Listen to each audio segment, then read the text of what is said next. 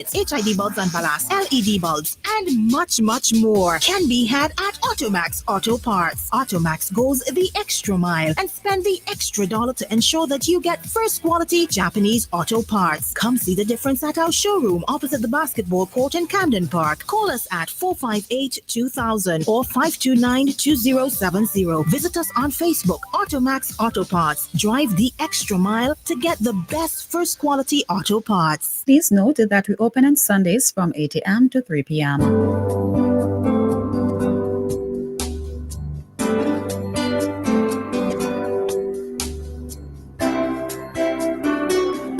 We would like to say that Captain Bligh XO aged rum is the best rum in the world. And now we can. Voted the world's best rum at the World Rum Awards 2014, Captain Bligh XO aged rum. World class in a glass. I passed by a brethren the other day. If you see he plays rat and cockroach racing, mosquito fighting one another for come knee in your ears, and the amount of woodlights I see, I had to wonder if them been in the wood with no attack and Billy Ark. I said, bye, call Flick. For the eradication of pests, Flick is your answer. Before and after construction of your domestic and commercial buildings, Flick uses environmentally safe chemicals and keep washrooms fresh with the Aroma Odor Control and the FemCare sanitary disposal systems. Call Flick Pest Control today at 457-1857 or click www.flickpestcontrol.com. Traffic is backed up on major highways. Oh, I need gas. Good thing there's a Sol nearby. Oh, good, because I really need a drink. We know your time is precious and you have enough detours. Our convenient locations are there to serve you on your way. Enjoy the journey. Choose Sol. More jackpot money, more reasons to play this game. More money for way. Super 6 a bigger jackpot game. $200,000. That's the Super 6 jackpot for Friday, September 19th. It's $200,000. More jackpot money, more reasons to play this game. More money for way. Super 6 a bigger jackpot game. A tradition of trust, a promise of quality. Transform your home with District Stairs SVG's Homeowners Trust Program.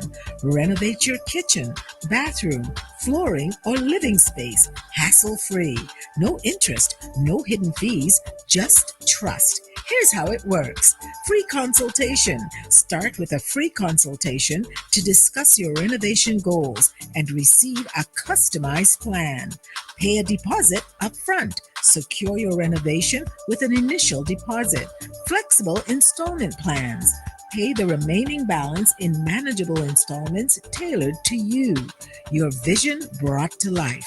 Experience a seamless transformation of your home with trusted craftsmanship. Let's bring your dream home to life together. Call us at 1-784-456-7649. Email districtstairs.svg@gmail.com or visit us in the Russell Shopping Center at Stony Grounds. Turtle Island, Kennewan, the place is about to come alive as Cultural Entertainment, together with Thirsty Turtle, proudly presents Wet It Up, the Wet T-Shirt Edition, Saturday, November 29th. Join us for the grand reopening of Cultural Restaurant and Bar. Look out for 3 top DJs, DJ Chad, DJ Blaze, and DJ Stifler, alongside the Sizzling Girls in the Wet T-Shirt Showdown. Action kicks off from 9 p.m. until admission is only $50. More at the door. Grab your tickets now from Stock Up at Beefy Shop, April Shop at Balance, Kayla at Diante's Beauty Salon, Balance, and Ice Cream Trailer. Don't miss the grand reopening of Conch Shell Restaurant and Bar. This one's Sarah. Sound Blast Entertainment exclusive rentals. We have LED bars, LED chairs, LED tables, trussing, speakers, and stage available. Bring your event to life with exclusive party rentals. For more information, contact 1-784-493-1361. 1-784-493-1361.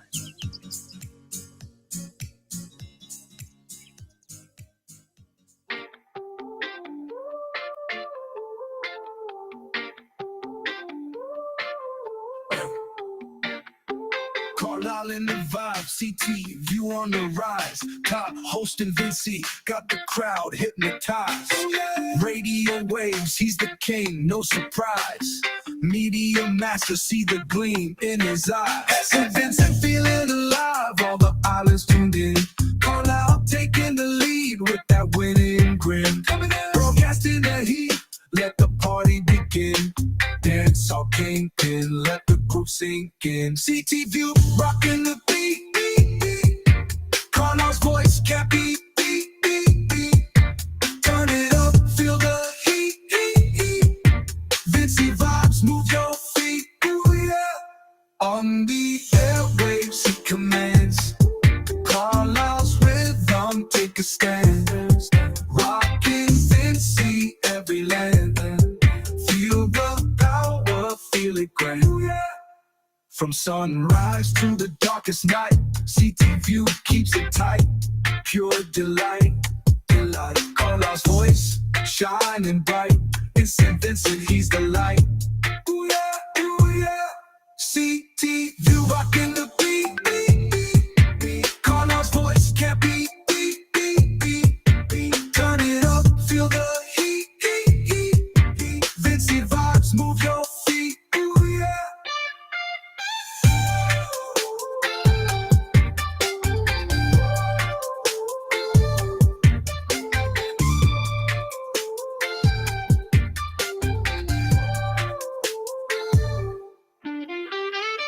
From sunrise to the darkest night, CT view keeps it tight. Pure delight. Carlisle's voice, shining bright. In St. Vincent, he's the light. Ooh yeah, ooh yeah. CT view rocking the beat. Carlisle's voice can't be beat. Turn it up, feel the heat. Vinci vibes, move your feet. Ooh yeah.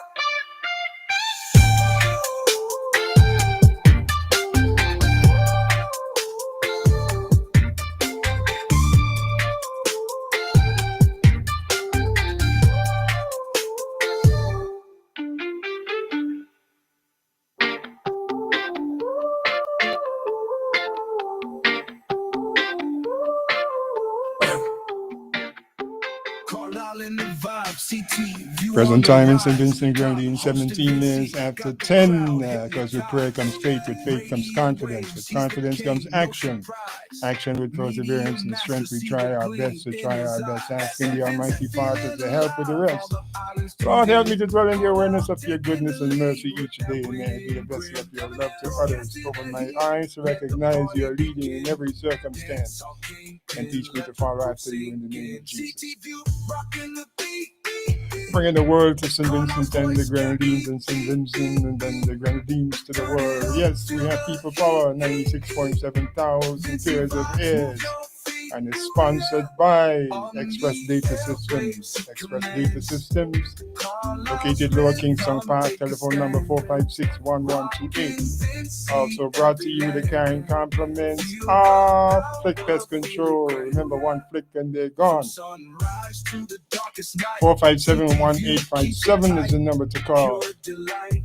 Also brought to you the kind compliments of Jennifer Cheverton Wholesale, 456-2814. Jennifer Cheverton Wholesale.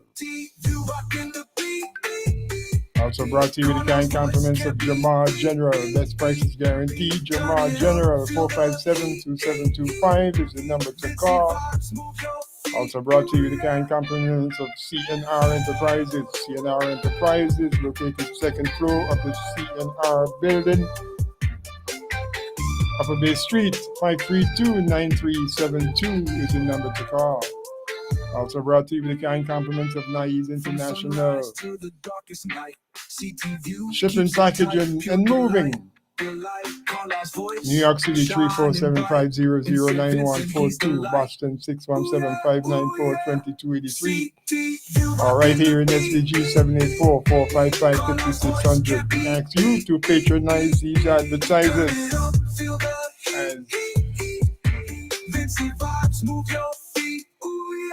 as we seek to be of service to you. 19 minutes after 10 o'clock, moving right along. Leon Bigger Biggs is already in the studio. So let's start the fire.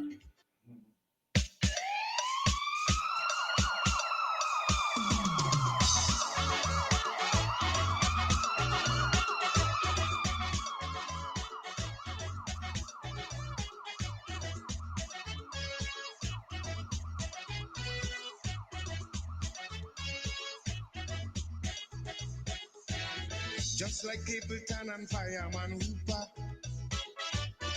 this year the manage coming with fire.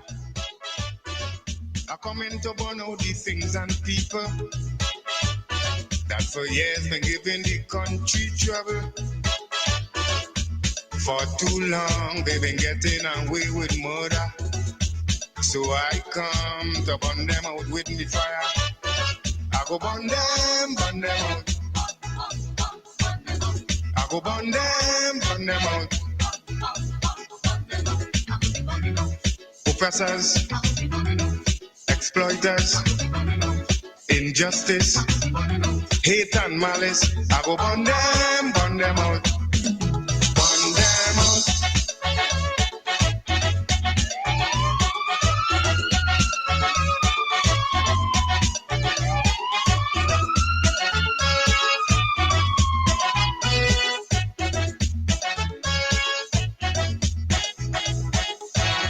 There are those who think they are invulnerable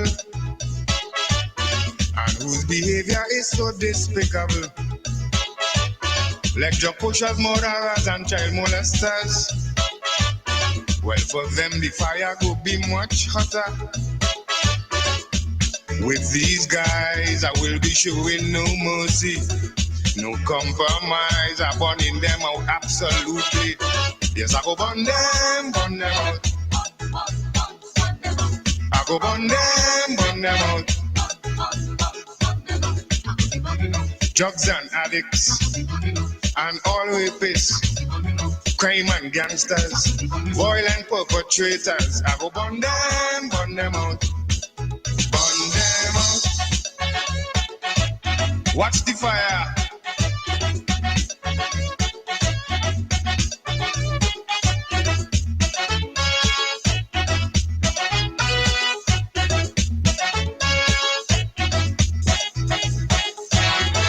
The people who have been abusing their power just to keep the masses under more pressure. Those who uphold and defend this wicked system that's been constantly brainwashing we children. You will burn and there's nothing you can do about it. It's your turn, hotter fire for all the culprits. Yes, I go burn them out. I go burn them out. Imperialism, colonialism, all dictators and political traitors. I go burn them out. Burn them out. Watch the fire.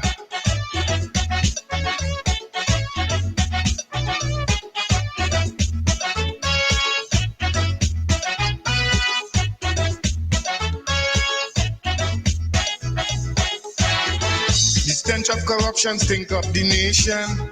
Yeah, good morning, Mr. Leon Bigger Biggs. How you doing? Good morning to my friend and brother Kalayan. When I say this, I say this with meaning. I am not a hypocrite. I can't discuss one thing with one to face and from the main back. You are my friend, Carl. And good morning to you, Doggy, wherever you are at this time. Good morning to you. And good morning, most of all, to who this program really matter. Those persons, the listeners, and I got some good news that I understand a lot of persons had already tuned in, waiting for this program to come to be on air, to come on this morning, Carl. And I want to thank them so much. Let me use the opportunity one time to shout out just a few, because it's a long list, but I can't go through all this morning. So I will shout out Helen Richards, my friend and Cardelia Scott, and what's your name now again? Okay, Reddock, Beverly Reddock. Good morning to you. Good morning, my dear friend. Good morning. Never mind. I'm a good friend, man. Wow. Okay. We had a good chat. We have a Good good friend chat. since And trust me. Since what? Since grammar school. Yeah, these people are some old soldier in the army with the NDP, and I wanted to thank you all for keeping on. And maybe use the opportunity to shout out Lamba Balcom, Specs, Concrete, Ras John, both John and Aaron. Good morning to you guys. You all are doing a wonderful job, trust me. But we can't ease the pressure up. And what I like, Carl, is that when I said that this kinder and gentler society thing can't work until after the election, then we will go and tell the people, now is the time for kinder and gentler society. But right now, this is how me see it. This is me speaking for me. I see it as no hold bad. This is a no hold bad right now. When you see I come here in the morning, I ain't come here to play games. As I say, I don't play games. So Carl, I want to hail up one time too. My friend Bramba Providence. Bramba, I tell you, Bramba, trust me. You sure you will continue to be on the program? Because Carl, you remember last week, I made mention about what is one of the commodities that is on our lands at Rabaka, which is yes, and not just water, alkaline water specs.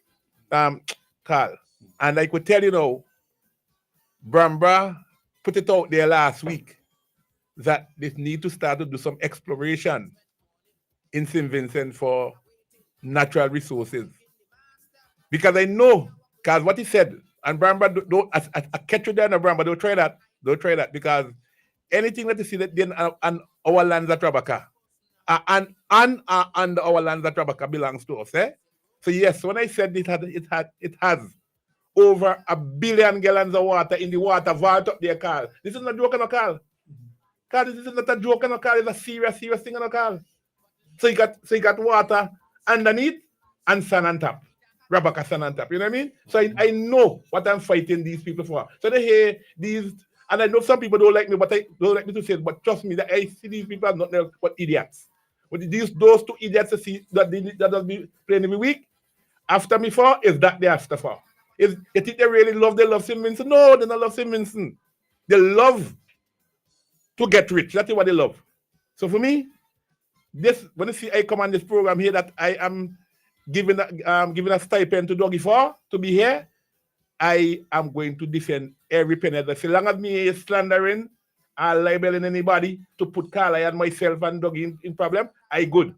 I don't know if calling somebody else, if you have proven to me several times you're an idiot.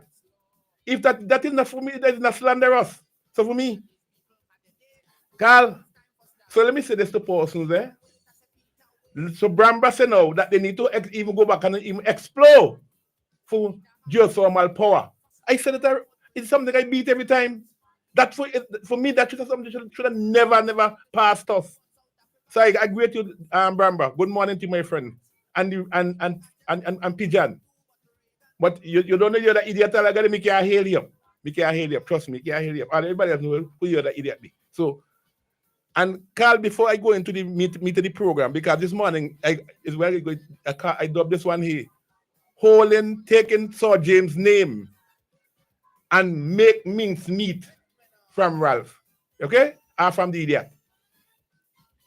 My brother, last week I didn't realize this how so much a big number in Alzheimer's in this country. But I just want to let Paul Suze know. I am not a doctor. There's a medical segment of this program. So I'm not going to try to go infringe on the doctor. But I think I've spent enough time since I've gotten ill, doing enough reading and doing research to be able to speak a bit. Alzheimer's, they have it now as type 3 diabetes, my brother. The problem in this country, there's too much people diabetic in the country. And the first thing that they do, what happens? Your cholesterol is driven up because of high blood sugar in the blood. Simple as that. And anytime here you start your cholesterol going up, the first thing ready to put your pan is statin drug. And I can't see who in life could get me to take one statin drug. Because for me, statin drug do exactly what your brain don't want it to do. Is to cut off your cholesterol supply from your liver, because your liver makes cholesterol, my brother. Your liver makes it. Your liver make 85% of it. And that is what the statin drug does. Go and block that off, and then you start to get less, because your brain run off of cholesterol. That is what run your brain. That is like the fuel for your brain. And you block that off, we expect to happen. You start to lose your mind, because your brain ain't getting the amount of cholesterol you need. So yes, you might cholesterol might come a little bit too high because of what you're eating, and bring it down. Bring it down using natural stuff. Start to use linseed. Use linseed. No, let's say use linseed. Seed itself. Put it to soak. Drink that every day. Put it to soak in hot boiling water. Leave it overnight. Drink it next morning. Use lots of fish oil. Cod liver oil. I drink almost a bottle of cod liver, one of them big bottle of cod liver oil a week. Those are the things that going to help you drive your cholesterol down. I'm not telling you how to don't take it now, because I'm not a doctor. But I see those research I'm doing, it is helping me. And too much of people is losing their mind because of sugar. And get rid of sugar out of your body. And not just sugar, starch in general. Get rid of carbohydrates. Keep it at minimal and nothing, because the body only need 1 teaspoon of sugar. In the gallon and a half of blood that's in your body, it only need 1 teaspoon of sugar in it. And you know what again too? Your liver make sugar too, eh? Your liver make sugar. So you don't need no extra sugar. Keep those things out of your body and it'll be fine. Okay, so let me leave that, because let me leave you with that the rest of the trained official doctor. Me just somebody who's just trying to read and understand what's going on and do research, eh? Now, Carl, there's an issue going on in the country right now with Sir James.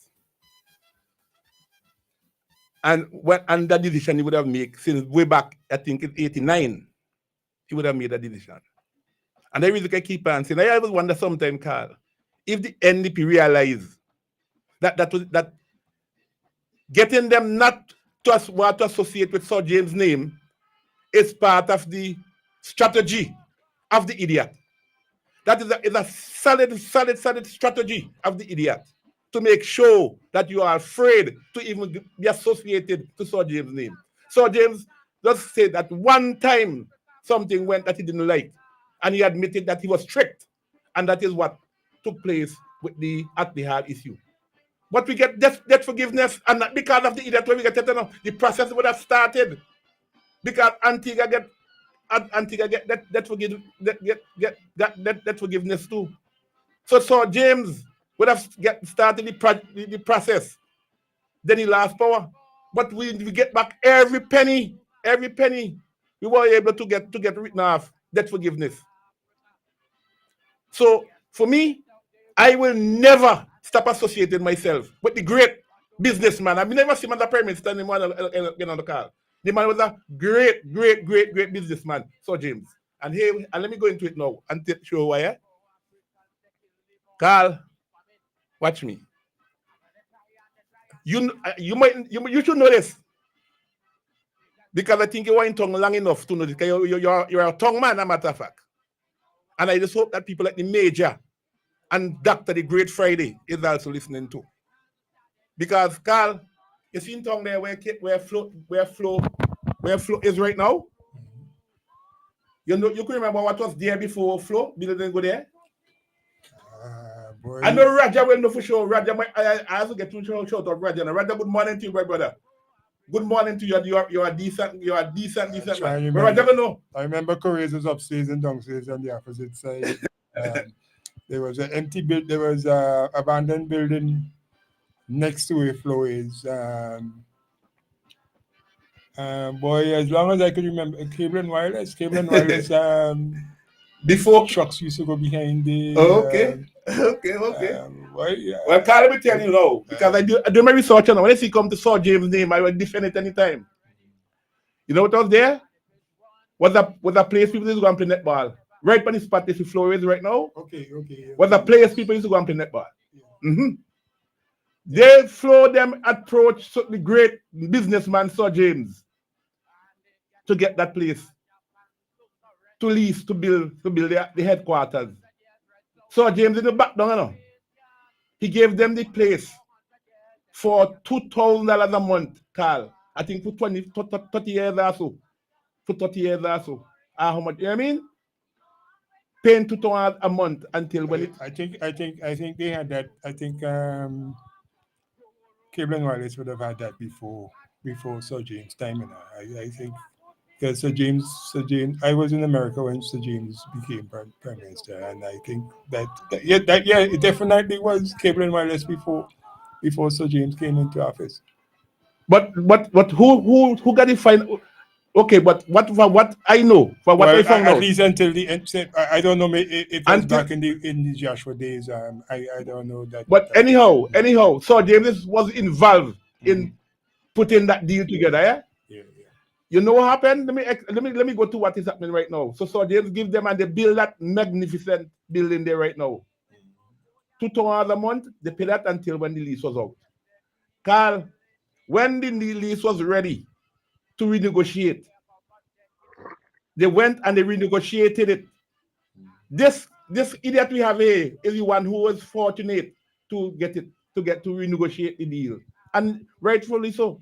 It's a magnificent building. You have to pay for the square foot and everything in the building. So now you're not paying for a piece of land anymore again now. A vacant piece of land anymore now. You're paying for what now? The headquarter. You're paying rent now for the headquarter. And you know what a month for the headquarter right now, Carl? Guess. $66,000 a month, eh? Yeah, somebody sent a WhatsApp says yes, Cable and Wireless had it before, and before then it was a circus. There was a circus. You see what I mean? You see what I mean? $66 a month is what is paid for that place right now. You call it a nest egg. Yeah, but I remember back in the days, you used to have to come down to make a overseas call, or stand up, or if you're making it from home, you have to call the operator, and then the operator call you back. We come along with that. Okay, good. So that is number one. Shot by Sir James. Doug, you should know about this one here. Carlisle. Yes, sir. Hey, Doug. Hey, morning. Bigger. Morning. You gotta go a little bit more with the circus thing since you bring it up, man. No, me don't want to go there. No, you gotta tell them.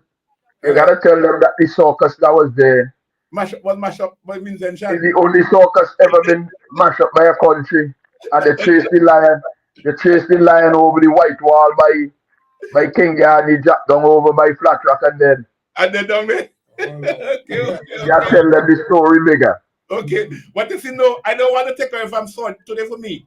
I'm going to use Sir James' name today and beat this man alligator. All are you afraid? Except me. Trust me. I tell you. Well, I ain't afraid of neither, This is me and you. This is exactly me and you. This is no hold bad. I tell you, Doug, from here and me and this man here. No hold bad. So that is number one. Carl, let me go down to Lowman's Bay. If anybody can remember what was in Lowman's Bay before the power plant for Vinlek set up down there, was a shade stone quarry face or no? So James then wanted the place to put down the Vinlek power plant. You know what Sir James did? Bring in because it cost Vinlek over $20 million to get a place already. Yeah? Over $20 million it would have cost Vinlek. As Vincent Shan could say, because Vinlek only have produced a cell. Cost Vincent Shan $20 million. That's what James did. He bring in Dip. That's how Dip Can here now. Brought in Dip Can. Take the play, small money, a small change. Take it, crush stone, make the money, but give me a place to set up a foundation for my power plant. Dip Can go then. Dip Can make money. Yes, they make money because they had to run. It's a business they're doing. They make good money, but they deliver to Sir James a platform to put down the power station right now. No cost Vincent a penny, which would have cost us $20 million had you had to get it done otherwise. More so that they were able now to put down that power plant and still get enough room to put down that massive oil tank down there. That massive tank, all that was able to go there because of Sir James' wonderful move. and I could tell him about Sir James and Fred Sir James, and you want to phrase Sir James' name, I will associate with it. And I will claim my name and Sir James' name. So now you have a person now is saying, oh, this kind of gender society thing can't work, and they cuss me already. And they was cussing me. But me not take time because I know all of you will see the light one of these days. Because I don't speak here this morning, I will see the light. So, Carl, there's a clip, I want clip number 1, because I want to play that first. Before I go into it. Because Vincent need to wake up. You know that around the world, the elderly with the lowest cholesterol levels have the shortest lives, and this has been proven in many research studies. Did you know that with all-cause mortality, the only mortality number that really matters, those with cholesterols of under 160, which would make your doctor very happy, have a large increase in death from cancer and from all-cause mortality? Did you know that the very few studies which show any benefits at all from the use of statin drugs were not due to the lowering of the person's cholesterol, but rather were due to a very slight anti-inflammatory effect of some of the statin drugs? Did you know that fish oil and cod liver oil have a far better anti-inflammatory effect without all the dangerous side effects? Carl, I didn't wait. Not really one of the I think I downloaded the wrong set of thing this morning. I said we get that one because that one wasn't that proper part of it. I don't know if you want to go back and start to look for them again. Those are the sent for you this morning. I started at to send for you about let me see the time I sent them. Start with the one with Dr. Umo. Dr. Umo is that from there right all the way down from Dr. Umo. Because that one, I don't mind information that went out there in the public to the people because I want them to understand this thing about cholesterol and that cholesterol thing is what causes Alzheimer's. That's the one from the first one from today. Oh, that is the first one? You know what he say?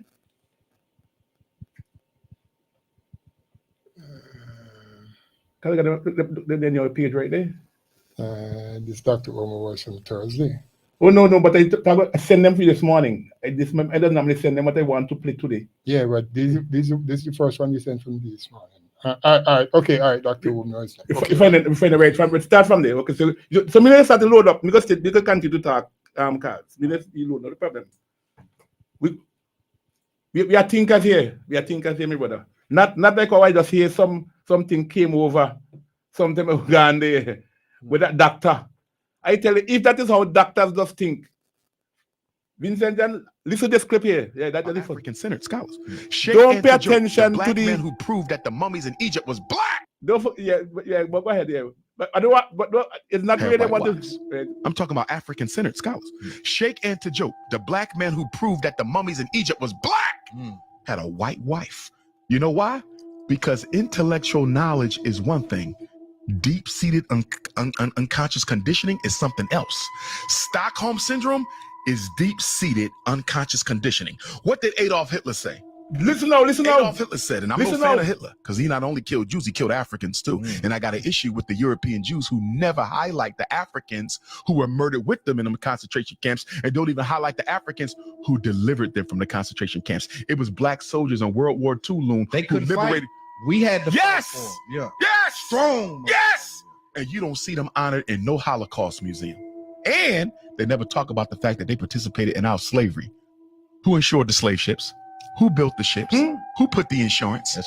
It was them, European Jews, and nobody ever talks about that. So you want the world to hurt for you? No problem. But what about the hurt you caused us? But getting back to this point. Listen now. Brainwash. Adolf Hitler said, if you want to control people, it's not difficult. He said, come up with a lie. Make the lie big, long. The lie got to be supreme. And just keep telling it over and over again. The human mind cannot resist ignore what it is constantly told to believe, even if it's not true. And who was Adolf Hitler's propaganda minister? Joseph Goebbels, a psychologist. You can cut it to Carl. Do you see Stockholm syndrome? Carl, That is exactly what is practiced in St. Vincent here. Make the lie so supreme, make it so big that when they're ready to destroy Sir James, that even nobody at all who didn't expect to go against Sir James will go against Sir James. Make this man that we have running this country here was trained by the best. Adolf Hitler. You hear what to do, Carl? Tell you like it's so big that you'll make down to Sir James even followers and all. Think that Sir James are not good. Bust that tune upon them now, Carl. Bust that tune now. Listen to that. Bust that tune.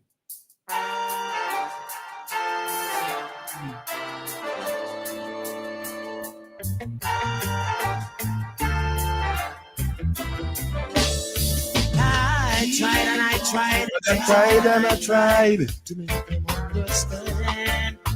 I tried and I tried. And I tried and I tried. Oh, But they just can't understand. please, I understand, no man. Please, people, please. And the Lord know I tried to make them understand.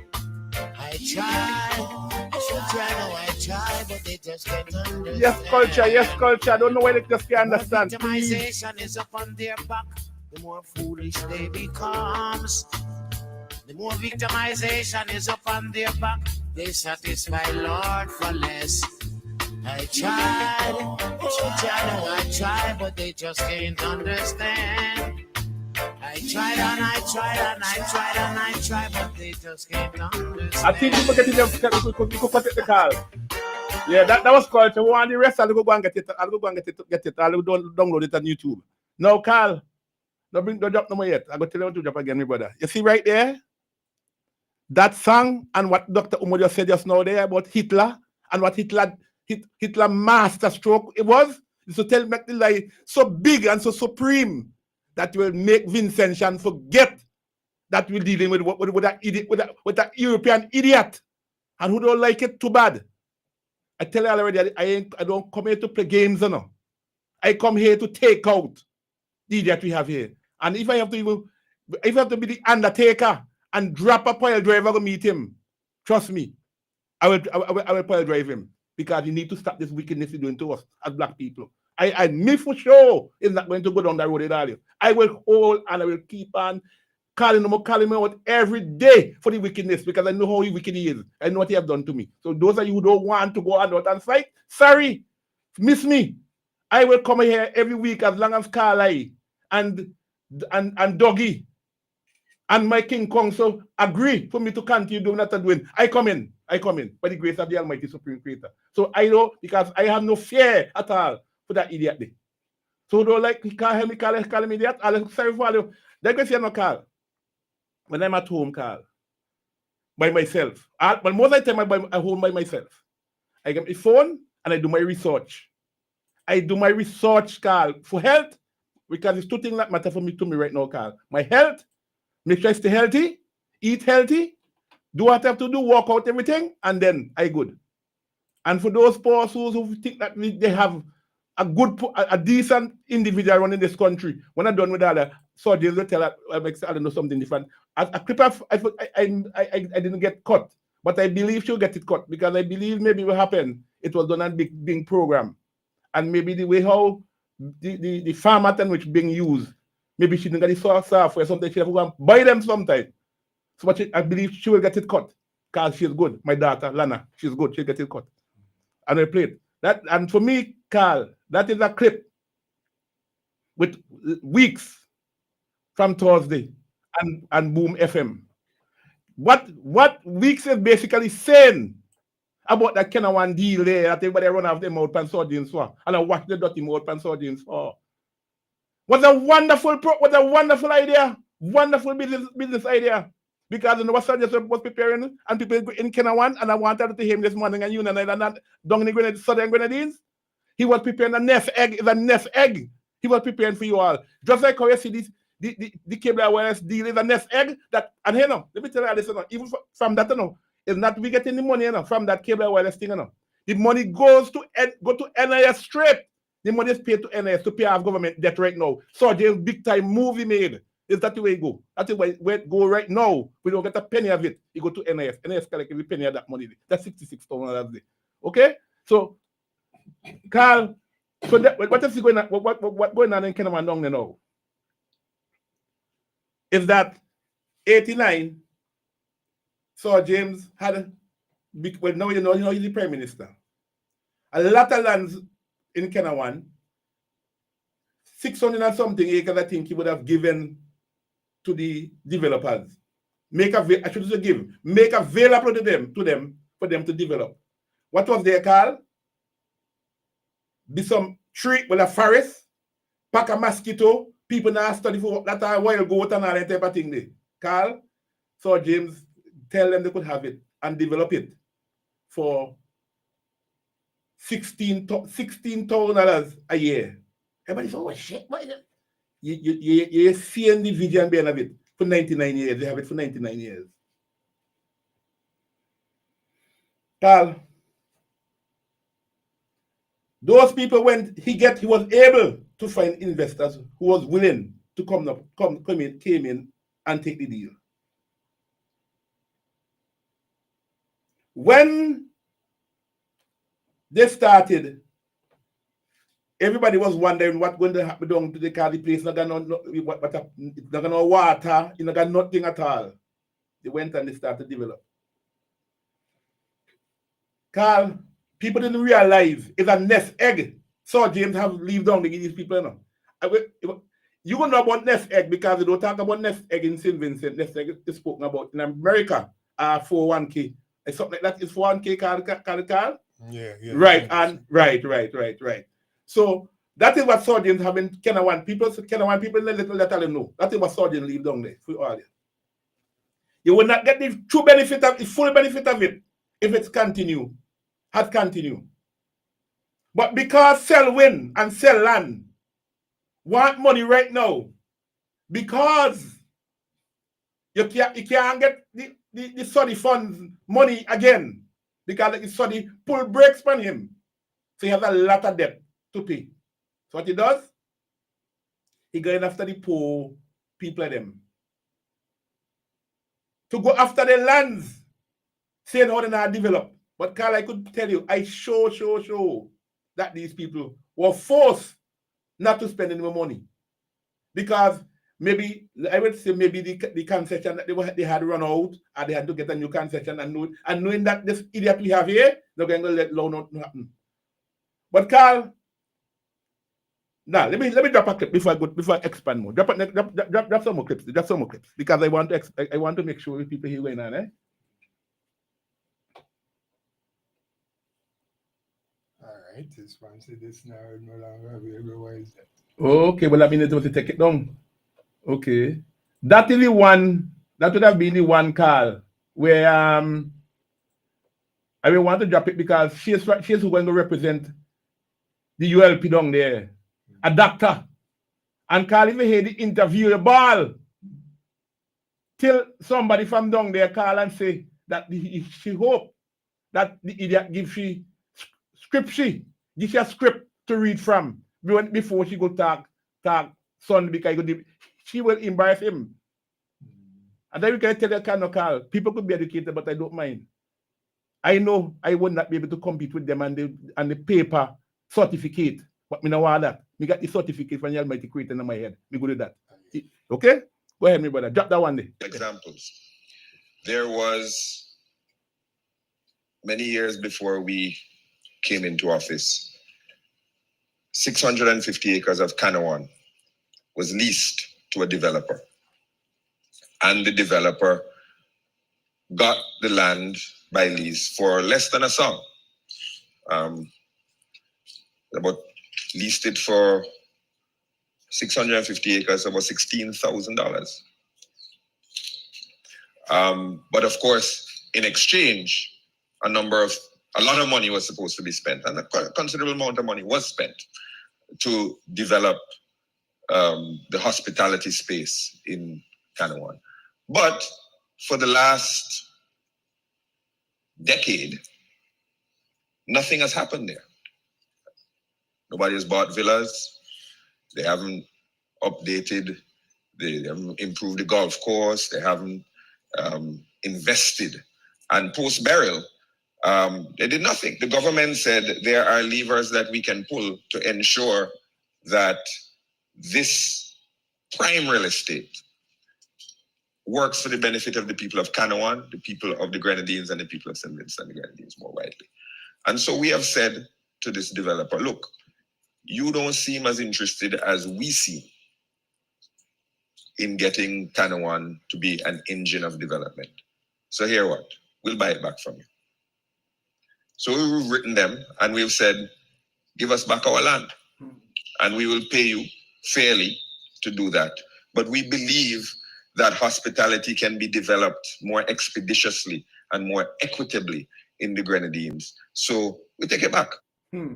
Hear that, Carl? We take it back. Carl, you hear it talking about the pull lever? It is there, Carl. Okay, good. Hear it talking about the pull lever and the pull lever and the pull lever, Carl?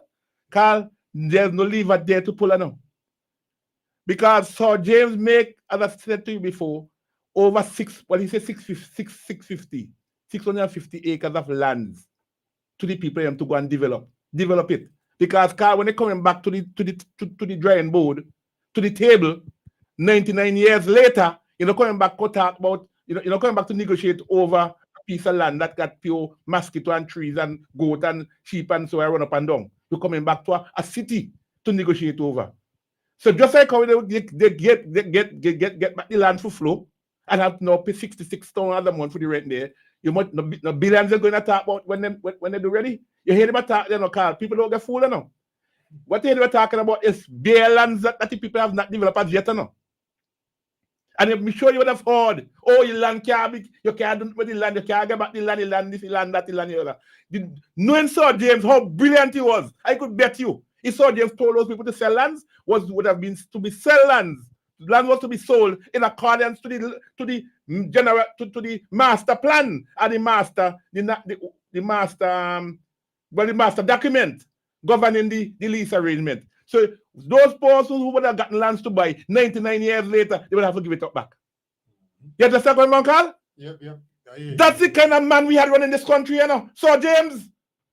That's the kind of man, the caliber man we have in the hardware, and the idiot was able to make big, strong NDP men keep with Van Sodian, knowing that's the way I try to do. Put that division between them, that they can't touch hand with Sir James. So they can't touch hand with Sir James, he keep them apart, and they're in the power for 25 years. NDPs who got us in power, got us in opposition for 25 years. Opposition, I blame the opposition for that. They who got us in opposition for 25 years.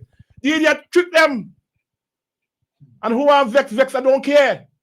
Because you know why when I leave here, I know how to go and be all by myself. I know how to do it. I don't have to be, I don't have to mingle and so I will call spade a spade. The NDPs who got us in the opposition for all these years. Drop the next script, Carl. I will develop on them. Somebody have to hold the bull by the hand and take it down. Too much nonsense went on. And that what I don't want to be associated with Sir James name and Sir James name defending. Listen to this one here again, you know. Difficult job. It is. The difficulty arises from the fact that since we live in a capitalist system which seeks to exploit the people and therefore keep the people confused, the capitalist system makes the people think they're thinking when in fact they are not thinking. It is extremely difficult to convince someone who thinks he's thinking that he's not thinking. But we must do it. It's our responsibility. Let me give you an example of how the American people think they think but don't think. Mm-hmm. If we took a poll of the American people and asked them what they thought about communism, would you agree with me that at least 90% of the people we ask in America would be against communism? 90%? And if we ask this 90% what is communism, would you agree with me that less than 0.2% don't know probably give us an intelligent, though not necessarily correct answer? Would you agree with this? Now let me ask you a question just between you and I. If you have an enemy, does it behoove you to know the enemy or not to know the enemy? Thank you very much. That is to say, for example, if snakes are your enemy, does it behoove you to know at least what they look like or not to know what they look like? Carl, you could cut it. Who want to hang up on my page, man? They're on my page. All them on my page, man. Let me tell you, don't do me time. But I have to claim me and Sir James' name. I have to claim me and Sir James' name. So the clip, Carl, that I was talking about, it came up just now a while ago. I don't know where it's gone again now. Okay. Let me see what you got. Man, like the black in them because they don't go use them to embrace them. The black in them, Carl. Look at no that over there. Okay. Carl, no problem then. Well, play we go play again. This play we go play.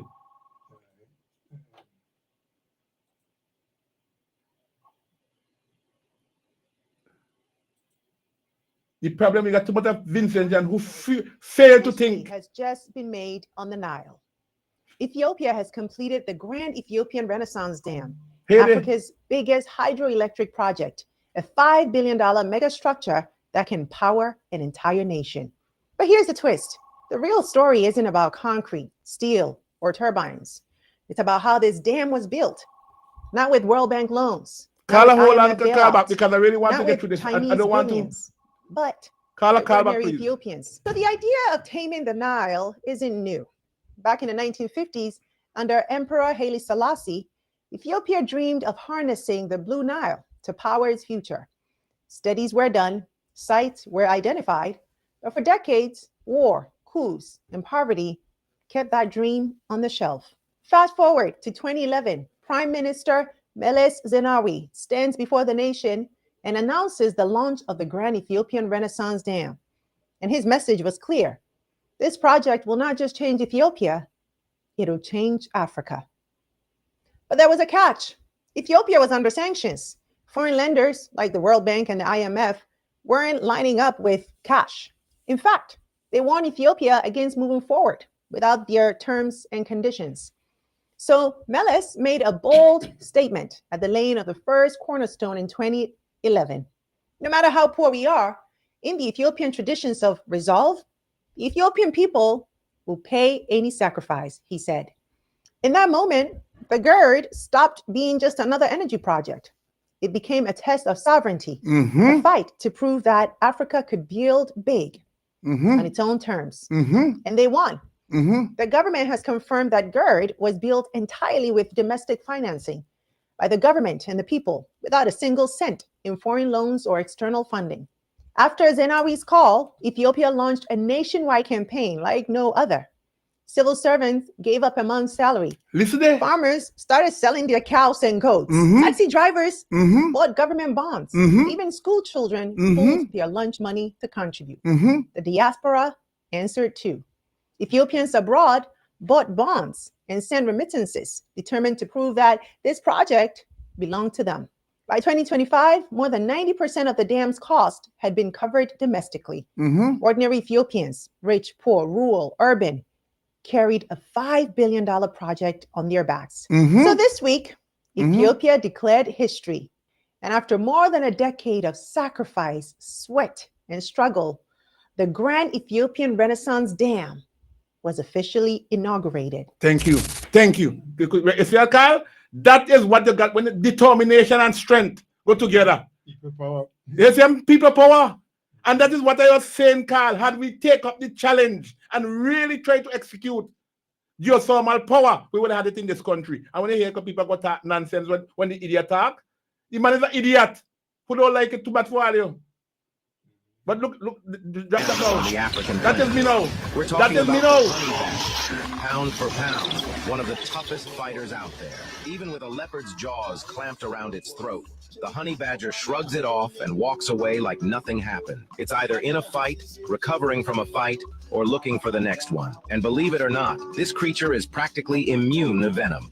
Cobra, scorpion, to the honey badger, that's just lunch. One day, a young leopard thought it had found an easy meal, but it quickly discovered that this thing's skin is tough as rubber, and underneath, pure muscle. The leopard tried everything, even dragged it home. When they think that they found that, when the two European idiots think they found that easy meal, they find me, the honey badger. My skin is as tough as rubber. Drop it to drop the idiots them one, you know. Let they come.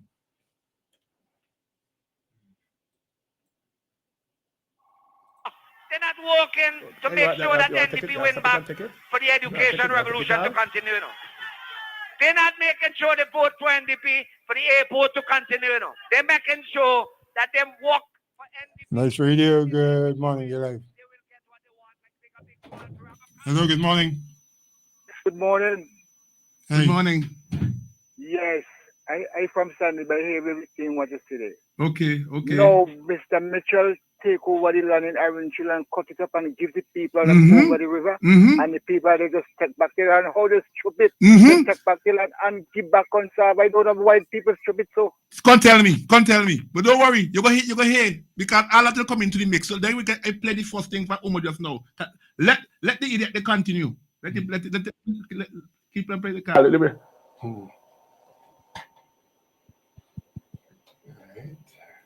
Like big one to rob a car. And my land, bring the next one. Yeah, because people they'll hear it until when the judge gives you the decision. No problem. They're going to hear it until every time the judge give a decision. I play it every week. Long as they hear I come in and get strength, hear it and strength. Play your idiot now. This man from the valley here want to be a politician.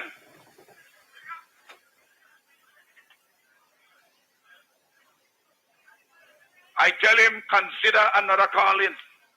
Leave politics alone. Carl, this is where the NDP reached out. When he cussing me, you know, he did 300 feet away from the house of the candidate at that time, you know. He was 300 feet away from the candidate who was running at the time, you know.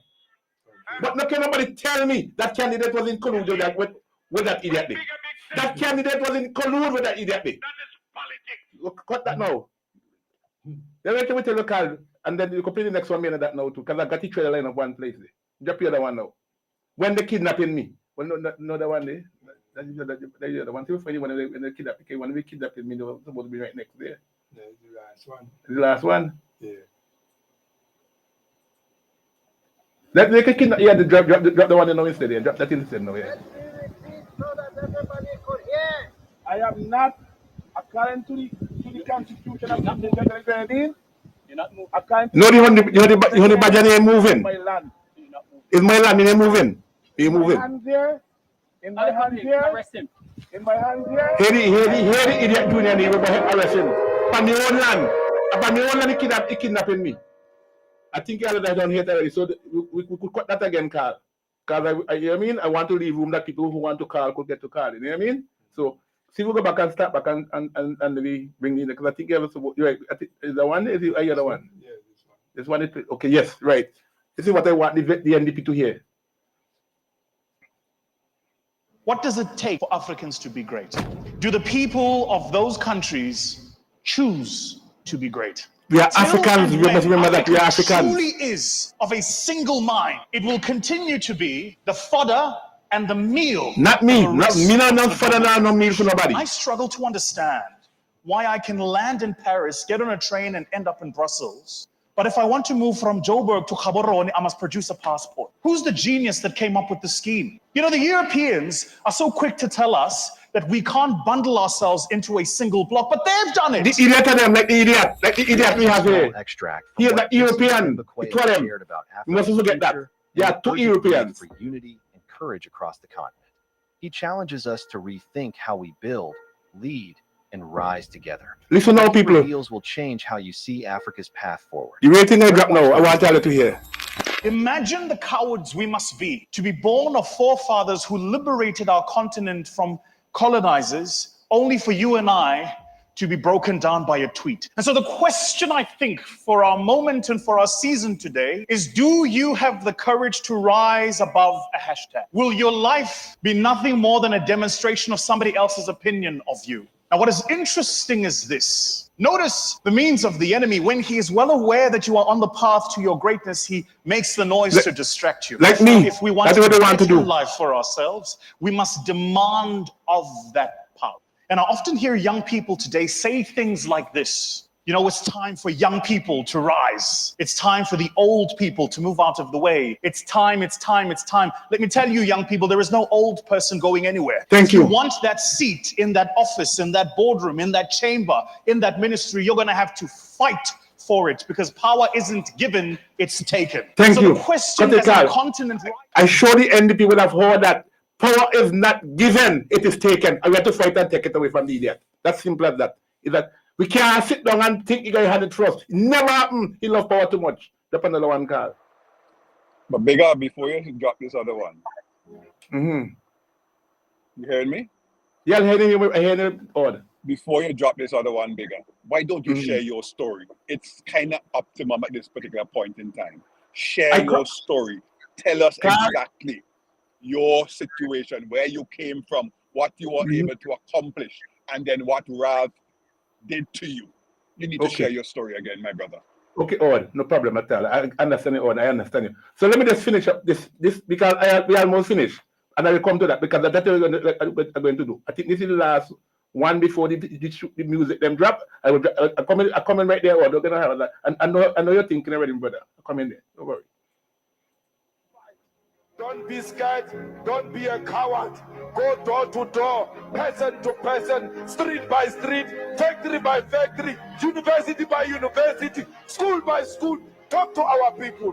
Tell them that the economic freedom is coming in our lifetime. We want to see it with our naked eyes. Yes. Good. The ground force is a fearless fighter. That's exactly. You have to be fearless fighter. It's a hard Carl, fighter. no, you could cut it there. Let me, Carl, there's nothing, Carl, you could achieve in this life here, Carl, unless you fight for it, Carl, because the people who have the power over it for you to get it, they don't like us. They don't like us. It's people like the idiots. So that is true, but they go there because they have to do this expansion for. So when we drop the dog, that is dog and my man line up right there already. One minute, that I got to line up like that. So Carl, so this is what I want to, the message I really want to get out there to the Vincent and public. Why say I'm here fighting week after week? Carl, we're not going to get nothing easy. Nobody going to hand it give we.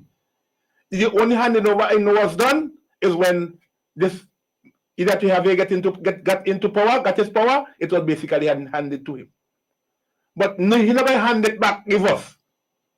You know when I get this back, you have to fight. And I'm really, really so proud of the NDP going out every night and fight. And let me finish out this piece with Kenawan, and then I go on to my part. That I will do, and then I will take about 3 minutes about 5 minutes in my part. The Kenawan issue, Carl, how it is right now. Any Vincent in their right mind will realize to themselves and come out and pray that those investors sue the government of St. Vincent and the Grenadines. Trust me. I wish that they take them to the highest court like I didn't have the money to do. But my brother, King Kong, so have done a wonderful job in fighting it right here. Because I wouldn't even mind if they could even take it to the International Court of Justice. They should have the funds to take this man there. Because, Carl, the way soldiers had this thing set up, I could tell you, if any lands were sold down there, they would have said the land had to be sold under the agreement, but not under the Constitution of St. Vincent. Those lands was not sold under the Constitution of St. Vincent and the Grenadines to become a freeholder of lands according to the Constitution of St. Vincent and the Grenadines. So I hear people that run up and jump up and talk. The history will come clear. So I'm telling you, they are right now, those people, the investors, are in serious problem. And Carl, you hear talking about, you're not talking about the investment that's there already, you know. The investment that is there, I want to hear how much that water has, how much $1 billion that's water right now. Because that is what we're talking about. The facility that is there is not what he's talking about. He wants to take away. Because you know that a big money there. Because they're out of money right now, so they're willing to sell out the lands. Our patrimony. To sell that, forget to raise money, to pay debts. That is why, and Vincent just sit down and hear, oh, he besting out. It is a passport and citizenship.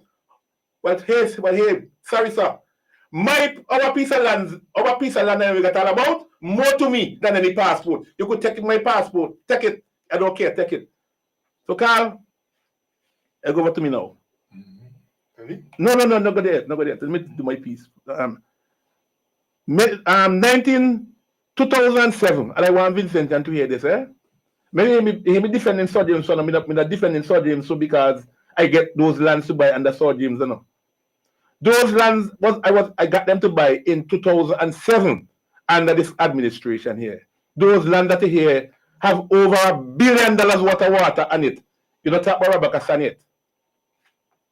I bought them from under the nose of these people that is here is trying to bully me out.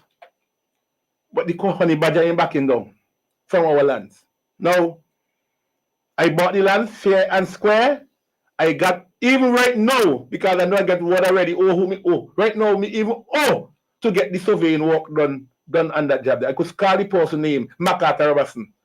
So in case anything happen to me, should have to make sure MacArthur and them get the money, because all like MacArthur, people like MacArthur might owe them still for surveying work.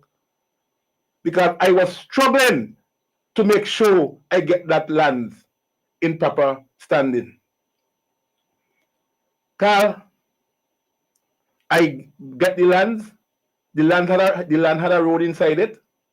When I say had a road, that was paid for to the lady who had owned the land for us by the government of St. Vincent and Grenadines. They were paying her to pass through the lands.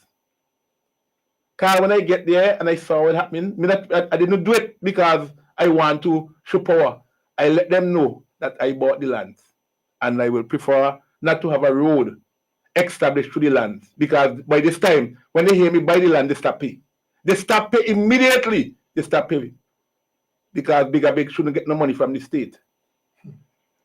So Carl, I say, okay, if that is all I want to play the game, I will play the game with all you. And then I start to lock my gate and let persons know if you want to pass, you could pass while we're working, because we work every day. Saturday, not holiday at all, Sunday morning, you call it. Let's say we here every day. As long as you pass, you want to pass, you could pass. And you got time when they could pass through, but the vehicle can't pass because you get maybe locked. If like a particular, if you pass at a particular time, you might not get to pass, because long as it's outside of those time, we don't go home. It's my land. Carl, I never prevented a soul from passing through there, long as they pass during the operating time. My brother, Brent, who was the chief engineer at that time, Brent Bailey. I get King Council to write him. He, with his boasting talk and say, he rode Ghana all the way from down by the main road all the way up to Bower and all that kind of thing, the through the land. Which wasn't so. That's it. But that is why we are in court. We are in court right now. I will say that I always like to hear this. I will show that sometime between now and my birthday, I believe we are going to get the verdict.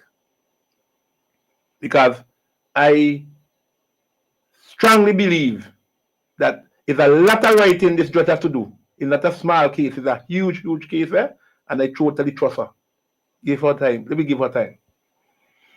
You know, those lands, Carl, has created such an issue that people, professionals, Carl, was willing to go up there and lie under oath, say how you could get canoe. And about some hear me calls these people idiot, no joke, no. People who got their whole life, the whole future ahead of them, Carl, go up there and say that they could get canoe running the Rabaka River. I believe they said it, not knowing that the judge would have been smart enough to say, you know what, I want to visit the locust. She want to visit the locust herself. She want to see herself. What's going on up there? I showed the woman must be shocked when she see that even water could have stopped she from walking in the river. Adam. It's 2 rivers. No water, not even water could have stopped. No water wasn't there to stop she as an individual from walking properly. Much as to run a canoe, and you got people calling themselves professional at a university. Go sweep on a Bible in front of a high court judge for say canoe are operating river out there. You see kind of thing that me have to deal with in this country where things like come out of this man and I tell you I come up after this man with no whole bad. There's no whole bad at me and this guy. Trust me, I can't do that. I can't be respectful to him. Trust me. I will love. But bigger. I don't believe you, man. You need to repeat what you just said. I didn't hear you. I did not hear you. People were saying in the court that a canoe could run. No, bigger man. You make up that story. You make up that story. You see, here what happened, I believe the judge will, this is my belief, I don't know, will make her ruling. And when she make her ruling, she would point, I believe she will point out, because that was too glaring, eh? That was too glaring. Because I call people from Georgetown who I know and ask them if they ever see a canoe around in a rubber cave up there. Because you have to get a place where, because I know it's happening in Dominica, we have the Indian River. They go upstream, you get a nice time, they ban all that type of thing there, there's a turning place, a turn around, come on back. Where if there's a canoe walking around the river, where is the terminal and where does it terminate? When it start down below? Pure big stone up in everybody. Where? I tell the car, you don't understand the limits, the limits some people willing to go to please this master they got here in the car. Some Vincent John really young people in the car. Young people got the whole future ahead of them. But don't worry, Carl. Don't worry, my brother. Wait, no, but I need to share some names. Who are these civil servants who shared that particular information with the code? Let's know who they were. Well, this one who said it was basically one. It was really one, and his name is and I'm surprised because his father retired as an inspector of police. And to make the matter worse, my brother, he and my children, them, the lady I was married to, they are two first cousins. And me and his mother is related to. I don't know. I don't know if the judge. I am no lawyer, but I know it seems like something perjurous there. Some kind of perjury charge supposed to come down with it. I never told you. You know, I don't understand the nature of this case, Carl. You can it one point. His name is Lance Peters. That is the man who they had was exploring for the geothermal. So I don't wonder where geothermal are going away. He is the man who was leading one of the leaders in exploring for geothermal in this country. Lance Peters, my children and cousin. Bigger, good morning. My brother. Yes, Doc. I'm just listening to you and a little bit worried about your proclamation about Alzheimer's, right? And people have their beliefs. I'm not telling you what to believe. No, right? no, I said I leave it that to the doctor. I don't want to go because Alzheimer's is what we call multifactorial. And the causation could be across a broad spectrum of different causes. So, for instance, what you were talking about with cholesterol, etc. It is true we need a minimum amount of cholesterol to function, etc. Your opinion about statins are yours. But one form of Alzheimer's is brought about by what we call atheromatous plaques. So this is buildup of literally cholesterol and plaques in the brain that lowers the oxygenation in the brain. When you lower oxygenation in any tissue, it produces hormones, it produces lots of other things that in themselves, some may be beneficial, by and large, they are harmful to the same regions because you need a constant supply of oxygen to your brain tissues. So I'm very bit mindful of that. You don't make people go and stop the statins, etc. and so forth, because you might have statins for another reason. I said that when I advise anybody to go and stop taking it, but I know to me, I don't want any, okay? So yeah, but that's fine. All right. I just want to say one other thing though. With one of the clips you played earlier, because it just brought to mind the fact that we have a very abusive relationship between the people of St. Vincent and their governments. And when this is strict psychology and strict thing, if you're in an abusive relationship, the only way how you could get out is to end it. Exactly. That's what my wife did. And a woman have a relationship. If he lash you one time, you shouldn't go back again to get a second lash. Now, we have had 5 lashes from our governments. And every time, like the typical man, you'll come, you'll take you out to dinner, buy you nice clothes, treat you well, train a little bit of bedtime in it as well and so forth. You change your mind, but he really love you. You go back in the relationship, you get more licks. Yes? And every time you go, you strengthen that individual because it has to be that you like them so much and you love them so much that you give them the power and authority to do more bad things to you. And this is exactly what's going to happen to us at the next election if we revoke this government. Because if you had the authority with the and this is not the vaccine mandate, that is the IMF mandate that the government carried out under the spurious jargon of the vaccine. It was opportune because remember they said they weren't going to the IMF before the IMF will tell them to fire Ali and this is Mitchell fault with the IMF, etc. So that's a spurious misnomer that we're using to say vaccine mandate. That was economic necessity, born of necessity that they had carried out that. So if we go back for 6th time and we have, let's say, another pandemic or anything else, and the fire the last time, we'll fire thousands the next time. Take we get. Yes, they'll fire thousands the next time. And if our people, right, not sensitive to that, then something is wrong. So when you're taking the galvanized and the lumber and the cement and you say, oh, the government, nice to me, what you're saying to the government, after you don't give me this thing, you have the right to abuse me as much as you can. Because I've taken your penny and your dime and I've sold. Yeah, I've sold my brother, right, my independence, my autonomy, my rights to speak out to you for these gifts that you're giving me, which is supposed to be legal. There's a case in Kitts and Nevis wasn't there where the Caribbean Code says that be given away. It's called gifting, and that is legal. And here the government is carrying out a legal activity, right? Running up to an election in St. Vincent, and we need to call it out for what it is. It is exactly. You have to call it what it is. It is illegal, right? Thank you.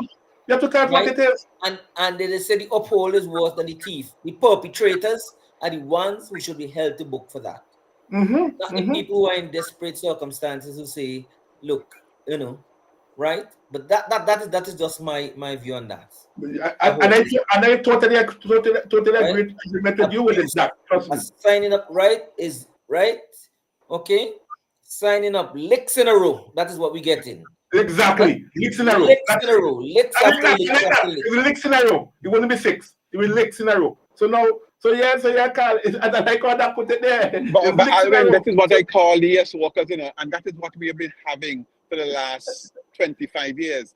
We have had persons who have moved up in the civil service, and I call them yes workers. Yes, Mr. Prime Minister, because if bigger bigs can begin to come on this political platform and indicate to us quite clearly that a civil servant will tell the court that a boat that a canoe can travel in the dry river.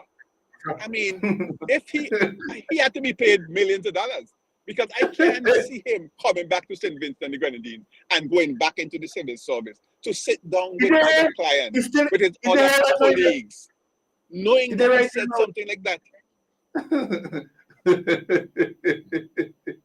So I said that money he'll be given.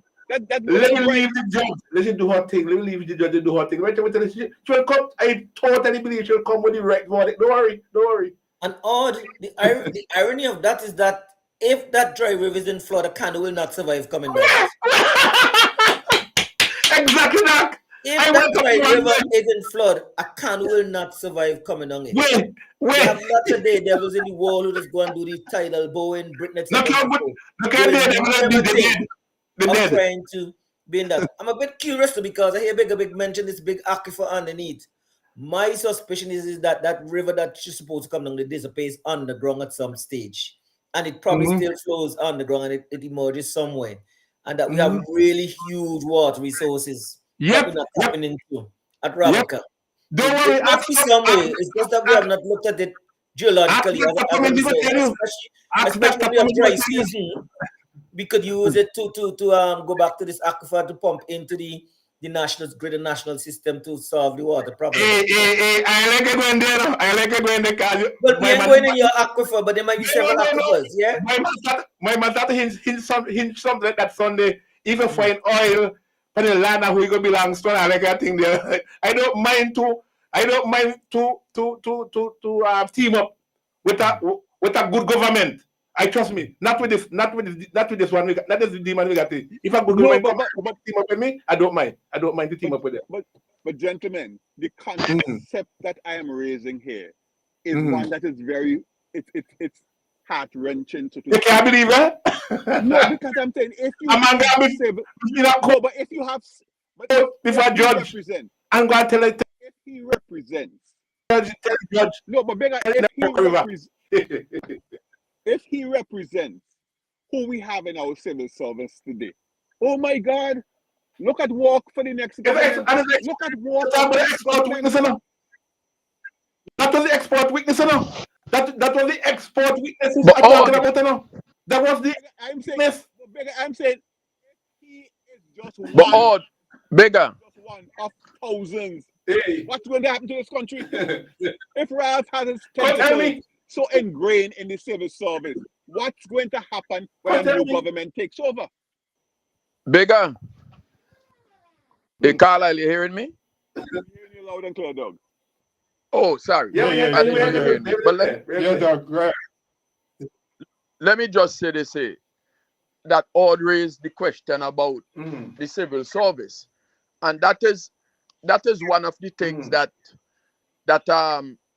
been banted around among the supporters of the Unity Labour Party now.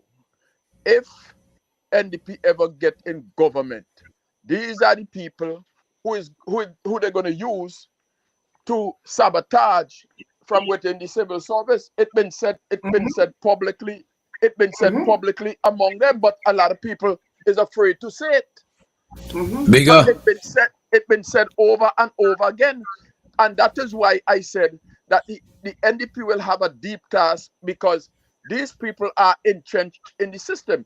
You just can't get rid of them. So they are in the position, and they are still loyal to the Unity Labour Party. And they, as Odd mentioned in previous episode of our program, that the civil servant is getting younger and younger and younger. So you can't get rid of them easy. And there are a lot of vindictive people and people who are in the civil service, who as family members had been well taken care of by this Unity Labour Party for doing things like what they did to Bigger Biggs.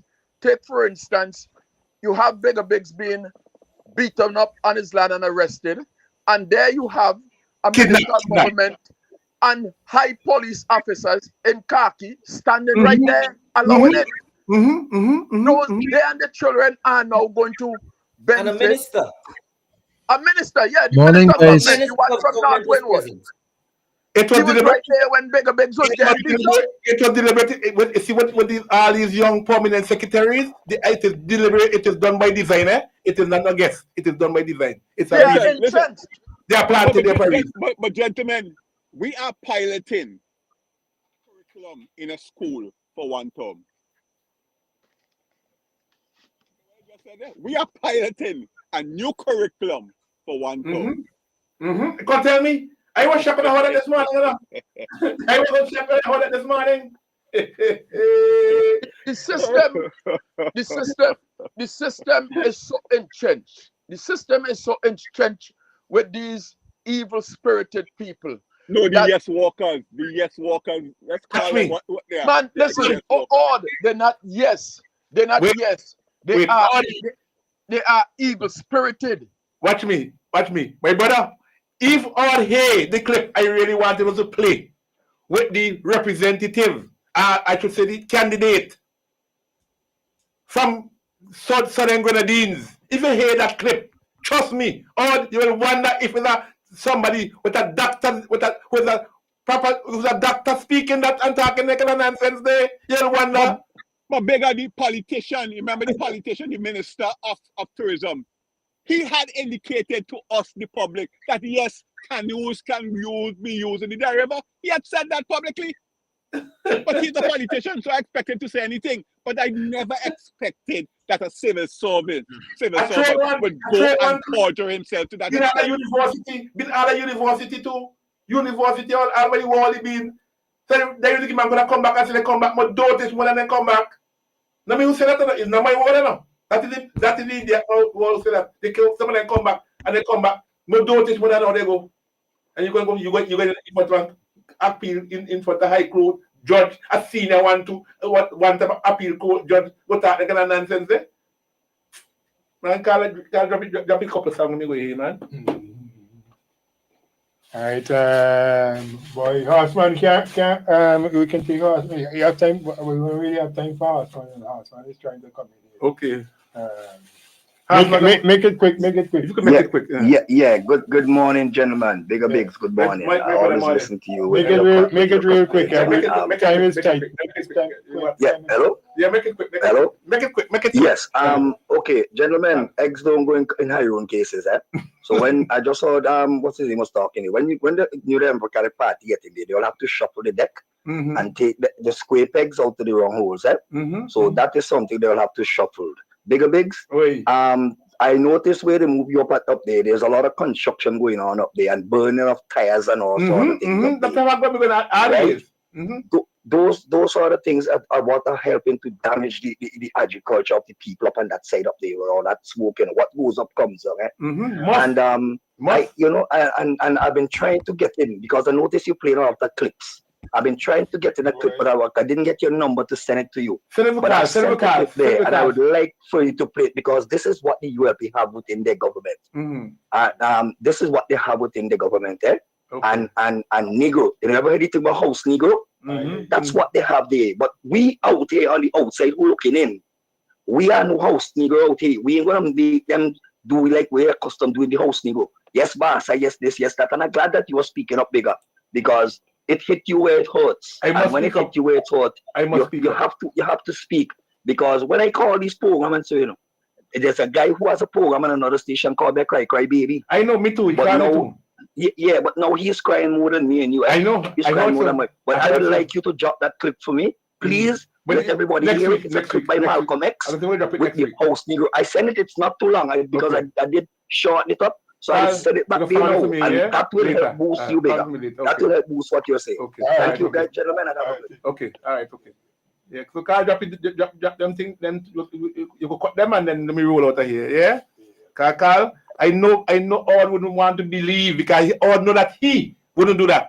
And nobody can get he to do that, but the people who do it with the ease on. Yeah, somebody's tried to send the clip again, and it's still ain't working. Somebody trying to send it. Okay, send it. Oh boy. Trying to send the clip again, and it's still like, okay. NDP look me. I just reached. And remember Friday is the best day of the week, right? Get used to it. Me not like Labour party to life. Me not like Labour. Then to rank. They rank like a fish. Labour party to life. Like sardine. Labour party to life.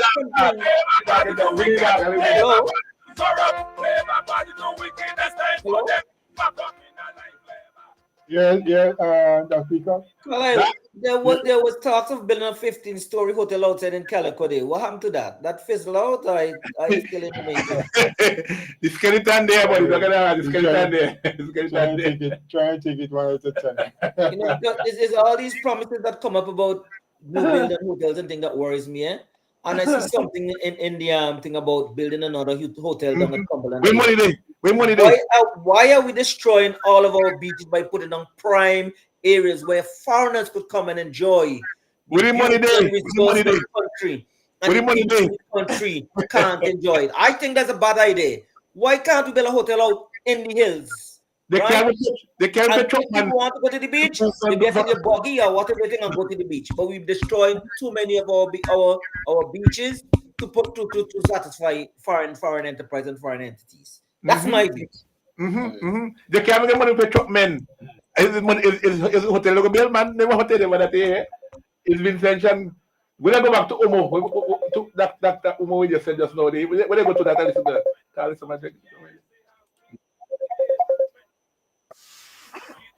Nice radio. Hello.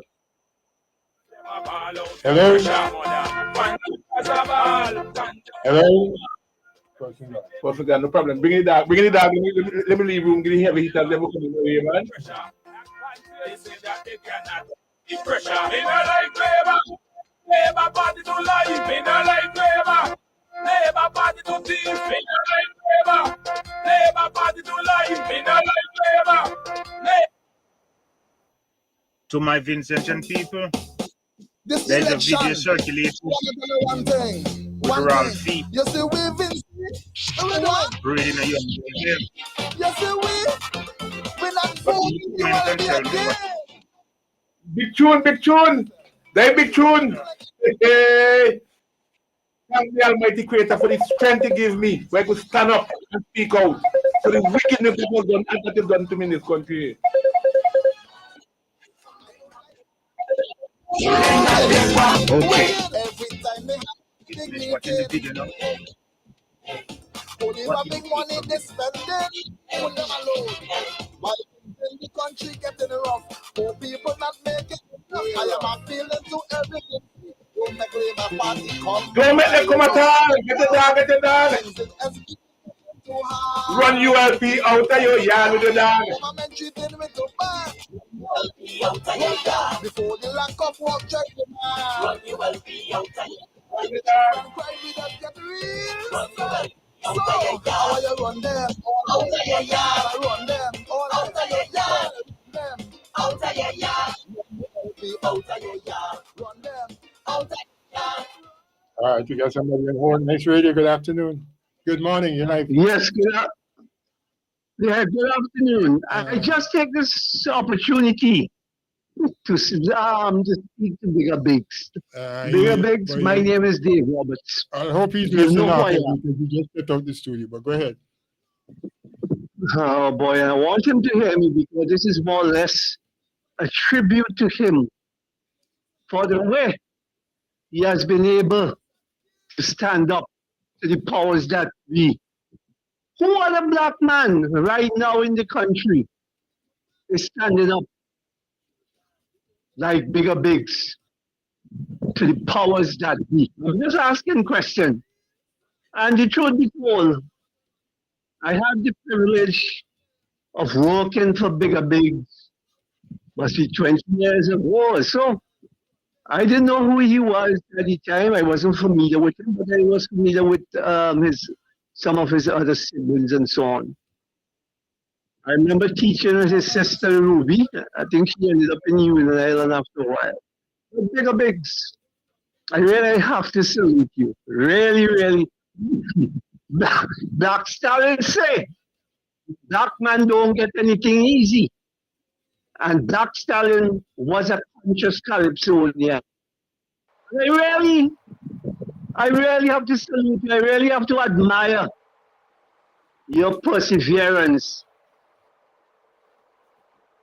All of your troubles, all of your, I must admit, I didn't know all of this, all of your story, but I hope your story will be documented.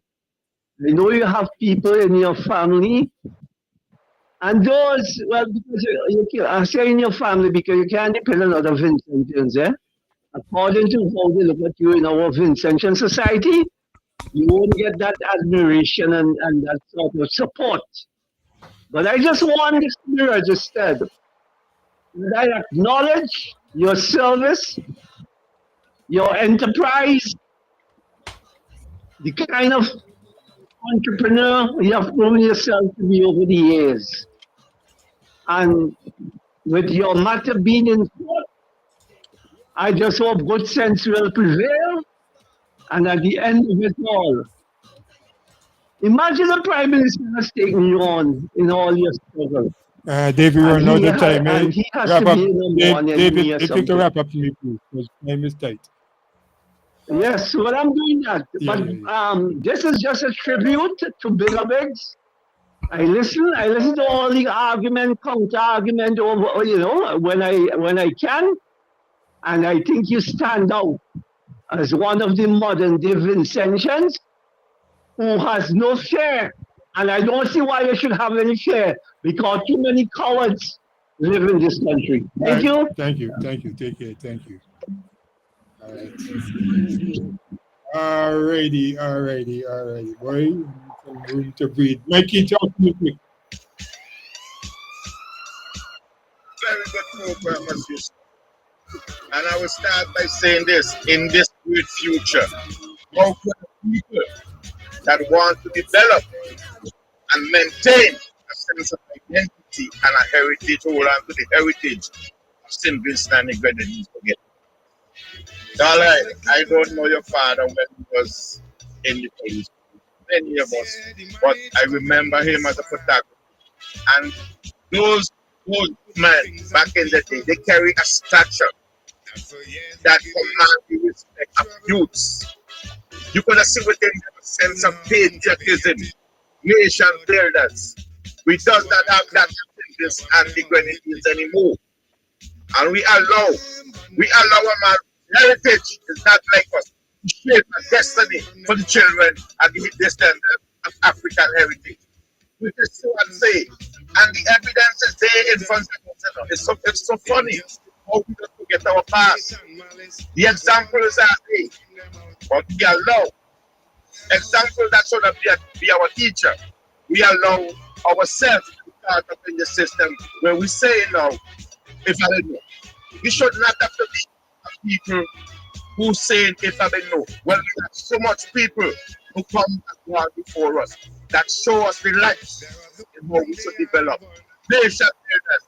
We don't have nation builders in simplicity. We have people with a dependence mindset. And we have to together with that. My brothers are listening. I will call back in a little later, but I just want to inject that into the dialogue this morning. All right.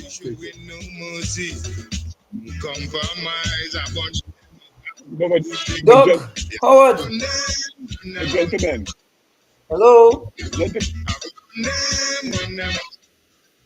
And you know we need to ask ourselves the question.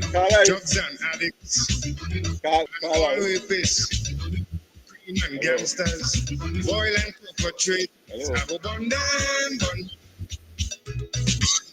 I think Carla will step out for a while. Yes, I was asking the question because you know, we went to grammar school, and could you imagine a student making such a bold and fallacious statement? What would happen to him when he comes back to school? I mean, he would be ripped apart. He would be called all kind of ill names. I wonder what happened to the civil servant who would have gone and testified that we can have canoe at the dry river.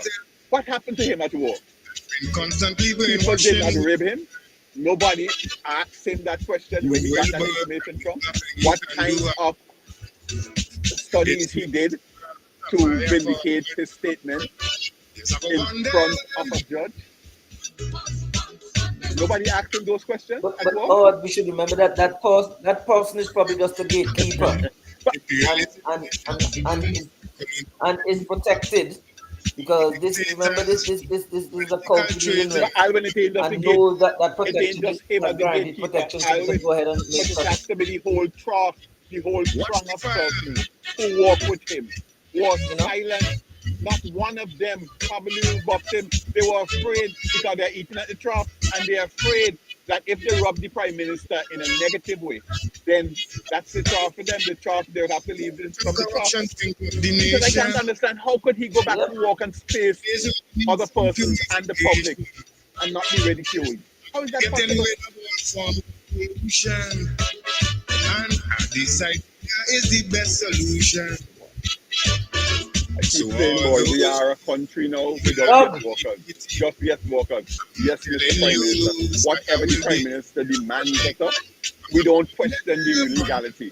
We don't question the protocols. We don't question the SRNO anymore. We just say, yes, Mr. Prime Minister. I don't understand what type of society have we become over these last 25 years. The Prime Minister becomes the supreme being that we have to listen to. Whatever he says, whatever he asks us to do, we just simply say yes, sir, and we go ahead and do it.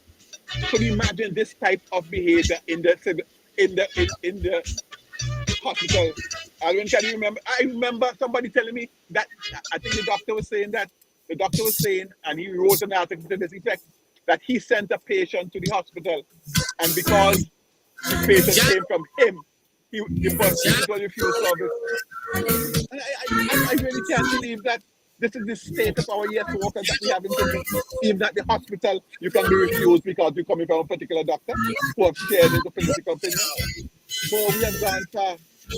We have gone too far. Who can pull this back? But that's the sort of education revolution that you've had. The people have been re-educated. You know, Stalin used to send you to the gulag in Siberia to say you need to get re-educated. what we've done is turn St. Vincent into a gulag, where you get re-educated on the go. Yes? Being brainwashed. And it's the only one way that you can think. Because I'm begging the master. Go forward. I'm here listening to. I'm here. All right. Moving right along. This fundraiser today? 10 minutes. Listen. 10 minutes on to the midday, and I have in studio guests, a regular caller to the program, but we made it to the studio today.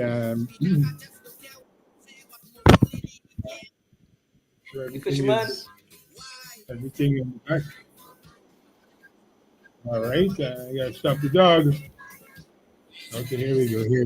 Carlisle, I was asking Doug how he ain't telling us about the fundraising in New York today on Eastern Parkway. And if you go in. Look where you reach. He normally up with that. I'm on the program today, Alwyn. So you ain't going to the fundraiser? I ain't going to no fundraiser. I'm on the I got a fundraiser here. Send some money for me. After the program, I will decide what I'm going to do. All right. Yeah. So that's the race one to set Joe Kingston. The program come first on a Saturday. Yeah. Doug, can you do the honors of introducing Mr. Harry, please? Well, this is a young man I could consider I know before he born, because me and his mother went to school together, and is a young man from the heart of Kingston. Mostly you could consider it as Bottom Town. He grew up on the bay. He grew up in a fishing village, and he has become one of the biggest advocates for fishermen, fisher folks, not only in St. Vincent and the Grenadines, but in the wider Caribbean. He's on many groups of fisher folks around the region. He's a knowledgeable man of the fishing, and his name is Mr. Harry. I know him better known as Bog, which is the nickname from down in Bottom Tongue. I also is his brother. His name is Bog. His brother name is Crab. And Crab is one of the guys who is so loyal to me when I come to St. Vincent to go fishing. So Crab, no matter which kind of weather, Crab will always find a way to go fishing with me. Even when I go fishing alone, all at midnight, he will be one of the very few people who will always volunteer to go with me. So I introduce Mr. Harry, better known as Bog, as the president of the fishing fraternity of St. Vincent and the Grenadines, to you today. Bog, take it over. Thank you very much, Dov and Carlisle, to having me here this morning live in studio to speak to the people of St. Vincent and the Grenadines, especially to the fisher folks. And we know we, the fisher folks in St. Vincent, are in dying times, are in suffering times. Our future of this industry is in our hands right now. And we cannot make it get out of our hands, because the direction that we are seeing the industry is going is more foreign than local. And the issues that we are facing on the ground is getting so big that seems that nobody have us on the breadline, are looking to take away our livelihood from us. We are even seeing most of our strongest fishing communities has been affected. We even see now most of our shorelines has been taken away from us and go into development and stage. And I think that is something that will affect the livelihood of the fishing industry and fisher folks in St. Vincent and the Grenadines. So I'm really welcome to be in studio to speak on the issues that we are facing within the industry and within fishing communities, and also some of the issues that we are facing as well too in West Kingston. All right, boy, I after that introduction, it got me thinking of how things can change, and affect us. One of the things in the news that prompted me to call you is what is happening between Venezuela and the United States, and the two boats that has now been blown out of the water. One of the things Donald Trump says that, you know, he would, right now there's no boat in the water, and there's not even fishing. And it dawned on me that in as much as the local struggle that we would have, it could be even more, knowing that, you know, your lives on the line. I mean, there are people that I grew up with. The one particular guy from Kingston Park, in particular. Yeah, I came back and I was him and I asked him, and they said, well, he went out to sea and never came back. You know, I spent a lot of time in the Calico fishing community. And, you know, as a love of fishing, you know, you ask about fishing and stuff. I say, Carol, we can't go out there and see what thing on the back door. You know, so it's a risk in itself. It's a risk in itself with what you guys doing. And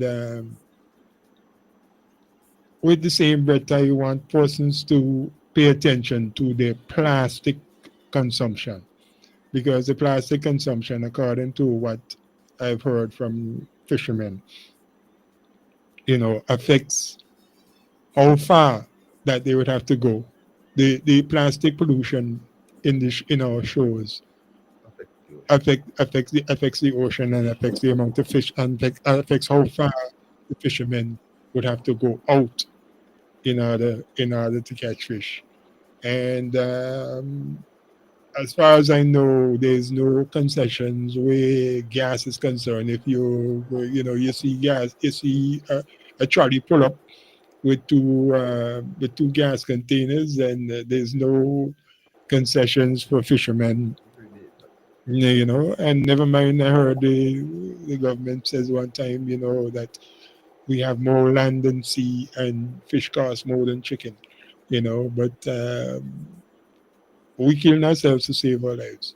And like I said, with all of that, and plus you being a regular contributor, I thought that we can have you in the studio today and meet you personally. And not to mention, the last time we spoke, you mentioned that local, a lot of what the import warehouse is doing now is buying fish from international Venezuelan trawlers, and this is eliminating our local fisher folks. So, like I said, if we could bring this closer to the nation, if we could bring this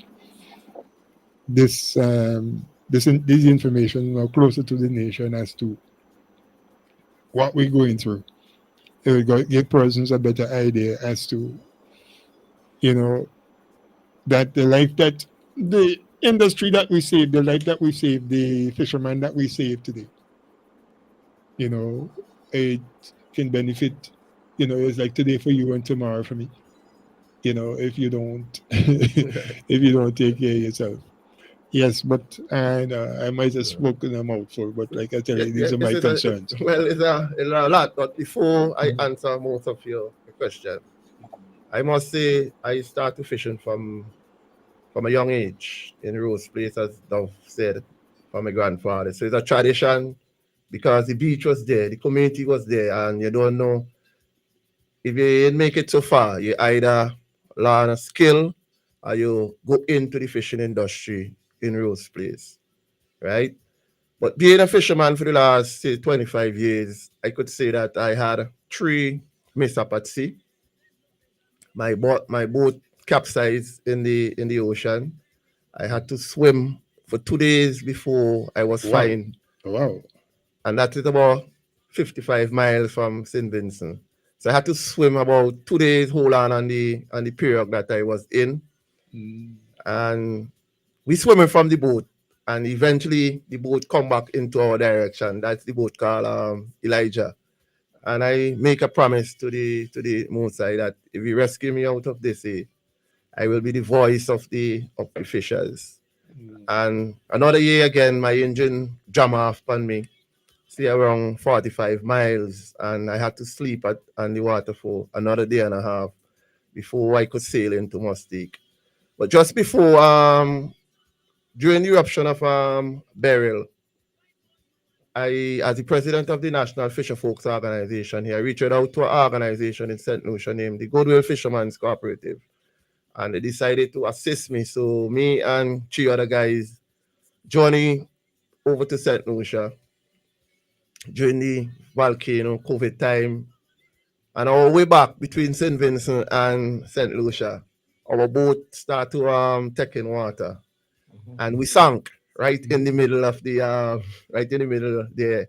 But lucky thing, I speak to the guys and them, I say I was in this twice, and we swim for almost 4 hours before we was rescued by a St. Lucian boat. My skin was burned up. I had to go to the hospital.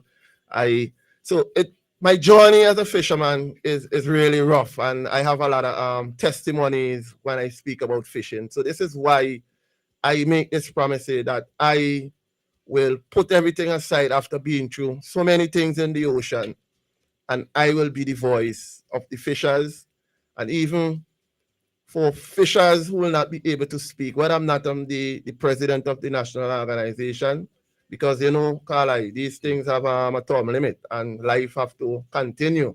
And my life going to be a fisherman. So this is why you see most of the time, my listeners and other persons on the call, is that I have been really, really passionate about the fishing industry, and to see the community that I rail up in, where I saw a person's life was changed, and to see that fishing community, Carly, being destroyed, totally destroyed. If you go down to Bottom Tongue Rose Place, that was one of the strongest fishing community in St. Vincent, which is Rose Place. And Rose Place with the port modernization project, for the development of the port modernization project, it had 3 phases, Carly. It had the living side where the persons and them live on the beach, and it also had the shop, and it had the fishers. We welcome the life and the development of the persons and the transformation of these persons who receive the house and living in No Man's Bay. That is a big plus. But what they done to the fisher folks there and to the shopkeepers is just give them some money, and that was it. And right now, the whole community is very, very distressed. We go down, the people like they walking insane. People like they don't know what to do. There's still persons down there who have not been compensated as yet, because the way how they handle the compensation for the persons in Rose Place is like you have to be in a boat. Though you might be fishing for years, but they only give the boat owners $18,300, and out of that $18,000, the owner had to take $2,000 to share up between the fishers, which is the 3 workmen. So if you wasn't into a boat, because at that time they in Rose Place, fellas move from boat to boat. Nobody ain't assigned to a boat. So bam.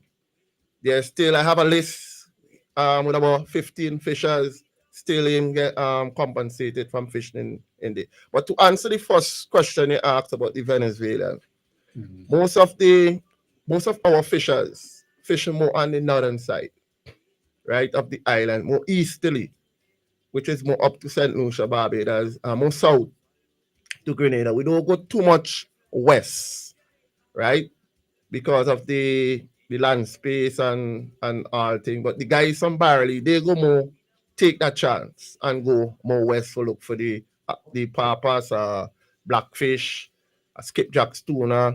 So they go more go to the west, right? But if we going into fleet expansion program, and this is where the tuna more day is more to the west.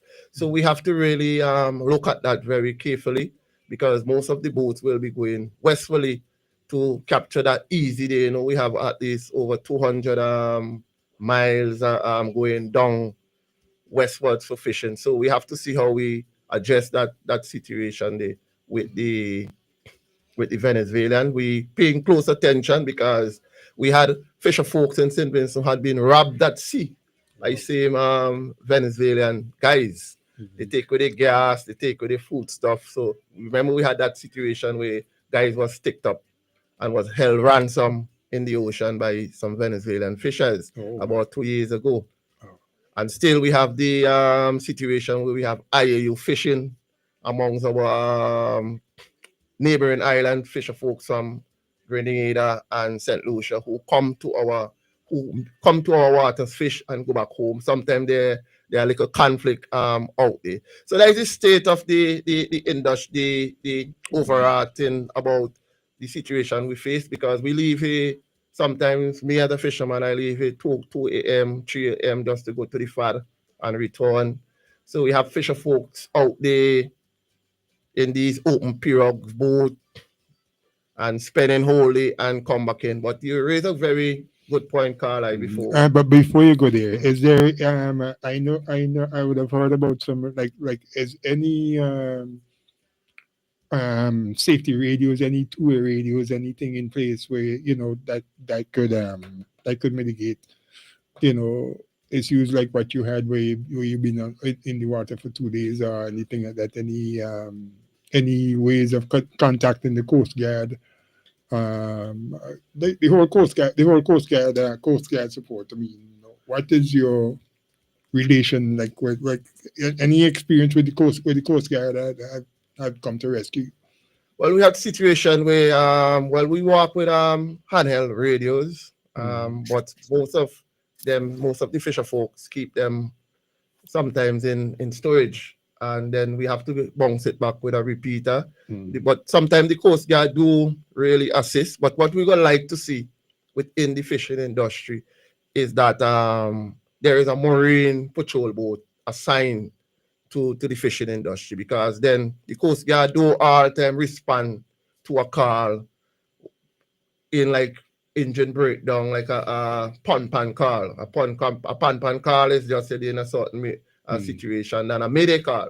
So you have pan and you have mayday call. So we have to really show the fishers in the best way how to make these calls. So a pan call might take a little delay because they're not in no immediately check any danger than a mayday call.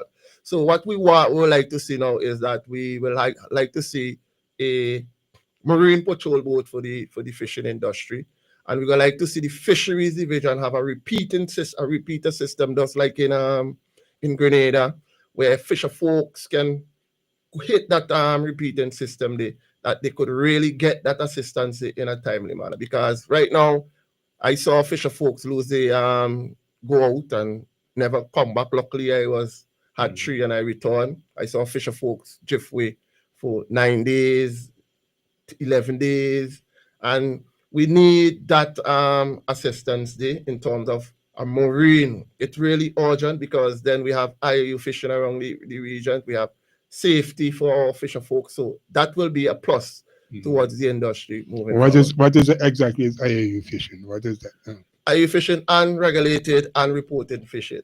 Okay. Right. So that is IAU fishing. Perhaps a question or a few questions. Yeah, go ahead, Dr. Leacock. But first of all, what other sort of safety equipment you have? Do you carry flares? Do you carry life jackets? Do you carry mobile phones? Is there any cooperation between the different coast guards, like in St. Lucia, the Grenada, etc., and so forth? So before you go out in the morning, do you register and say with XYZ, which is like a central place, say we're going out and to fish today, so that in case you ain't come back in, somebody could say, well, whatever your boat name, Papa Victor Sierra didn't come back today at 10 o'clock, and they could send you a message to find out whether you're safe, yes or no. And it's a real mouthful. That's the first part of it. The second bit is protection while you're at sea. Because if you're at sea, you guys just go out and you're just in a little vest and thing, and the sun burning your skin all day. So you're at risk of getting skin cancer. Not because you're black, you can get skin cancer. Do you wear broad hats, for that matter, when you're out at sea, just to protect your face? Because the facial skin is probably more sensitive than all the others. Do you use sunblock? That might sound like a real fancy thing. You know, sunblock is only for right? You know, or even putting Vaseline on your skin so that if you have to go in the water and be in the water for a long time, your skin is protected, because your death will come by the fact that your skin gets very dehydrated as well. You know, when you come out, the whole skin crinkle up, etc. and so forth. That's because the salt water drying all the fluid out of your skin. So explain to us what sort of preparations you do before you go out, and in terms of safety, etc. and so forth. Whether you have extra food, you have communications if those are in secure boxes. Do you have something like a black box to record your thing, etc. and so forth? And I mean, this might sound really esoteric and advanced, but the world is getting modern, and we have modern technology now. Communication should be a doddle. All times, in 2019, I was given an opportunity to make a presentation in Merida, Mexico, about a FURA app. And this app was designed between the OECS countries, where you could have put in all your, it had 6 modules inside of it: safety, contact, emergency numbers, so any OECS country. But it didn't go as far. Soon as the project done, everything done. So what we needed is that the fisheries or the ministries and them to continue with that program in terms of how you have the communication. Because if you break down and you drift into Grenada, instead of looking for a number to call back St. Vincent, you could have hit emergency contact in Grenada, emergency contact in wherever country, whatever country you are. And yes, we do carry life jacket, we do carry safety equipment, but it's something that the Coast Guard could look into in terms of enforcement. Because if we got some enforcement of fisher folks actually get these safety equipment, I think every boat, when they go inspect the boat, they go to the fisheries division to make sure that they have necessary safety equipment before they venture out to sea. One of the things I ask as well too, well, some of the fisher folks now banning down the face and from the sun, but some boats don't really want to go to a boat when they see some guys with their face well banned down, because you never know if there's pirate or anything. Because the guys in Calico now have broad hat. Me myself wear long sleeve jersey. So we have the safety gaze, but some fisher folks are not keeping up to their standard. We have to take some blame as well for that as well too. But what we gonna like to see is some enforcement in terms of not losing a life in the fisher folks, and them have their necessary radio, VHS, new technology, GPS. When I go, sometimes I call into signal station and say, well, this is my fishing boat leaving, but we don't have most fisher folks really doing that. So, but there's a lot of training that is put in place now in terms of safety at sea, but it's just for the fisher folks. And then there's some training that has been done recently. What I see is that they train some of the boat owners and not really most of the captains. And they now start to train the captains, because fishers move from boat to boat because of some fishers have some of the equipment not utilizing them in the best way, but we have to make sure we get the fisher folks to use them in the best way. That's how I will answer your whole question. Well, let me jump in here, Bog. One of the things that I notice with fisher folks, now I be on the water at about 11 o'clock at night, 1 o'clock, 2 o'clock in the morning, fishing around Kingston. Sometimes I'm on the water, sometimes I'm on land on the rocks, and I see boats leaving out to go to the FAD, only from Lowman's Bay, Kittles, and so forth.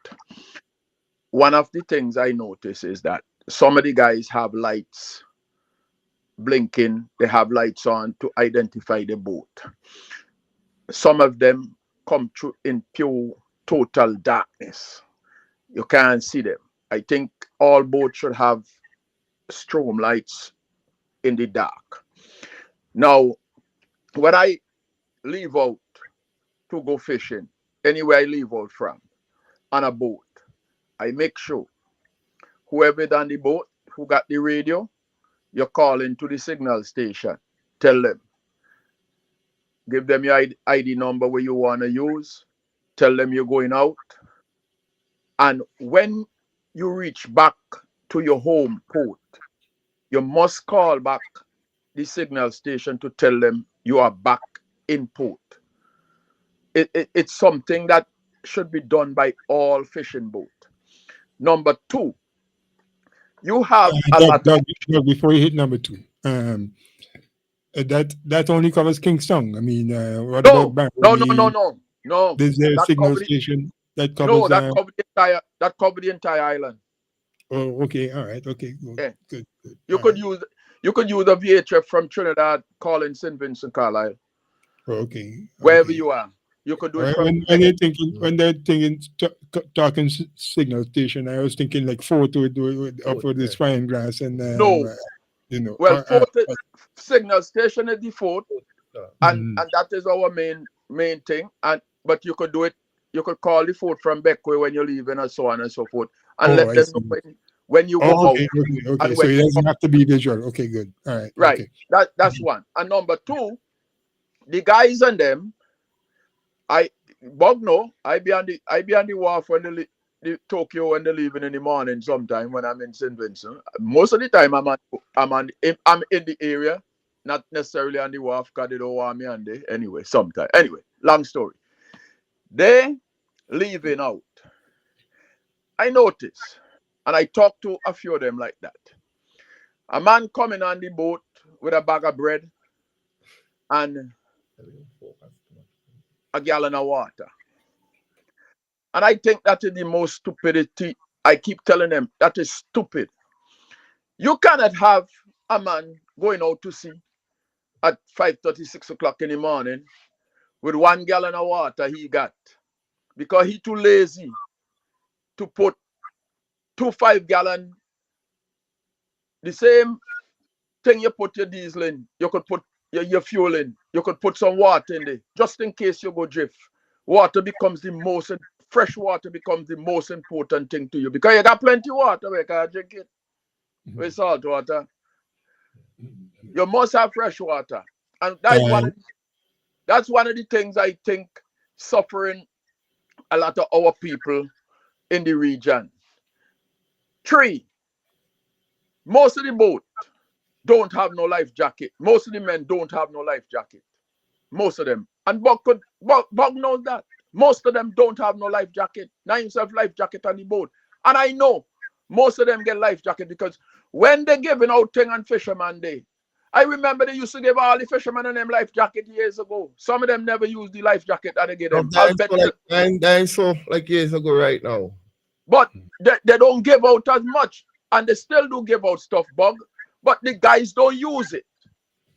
I got my friend, you know who. He used to go out on the boat and them with his gallon of water. I said, you stupid just like these guys. You got to have more fresh water on your boat. I build a boat and I getting it ready. And I making sure it have no less than 20 gallons of fresh water at all times. A minimum of 20 gallons of fresh water at all times, whether I use it or not. If I bring it back and I don't use none, I use it to flush my engine and then replace it. You guys got to be serious in this business because you're going out on a single engine boat. That engine starts up, Bug knows that, it starts up at 12 o'clock, 1 o'clock, 2 o'clock in the morning if you're going to the FAD, and it runs all day. It have a chance of breaking down even if it's brand new. It's an engine. And you must take precaution in case of that. Now, Bug talk about people putting on the mask on the face and Alwyn raised the question about it could cause your skin cancer. Even I have a lot of these things at home in St. Vincent where I'm at. And when I'm on the rock, I make sure I put it on. Some of them man saying, oh, you're covering up your head and your whole thing with your mask because you want to disguise. I don't want to disguise. I did fishing in bug. I did fishing in the sun, right off the wharf, right off the car park. And you got police coming up and tell me I must take off my mask. I tell him, do you understand what this is for? This is for my protection of my skin. But they can't see that. They think you this guy is in some stupidness. So even the police and them is not educated with protecting yourself. Now sunblock and Vaseline, I glad Doc raised it because I was going to raise it. These are things you need to put in your skin.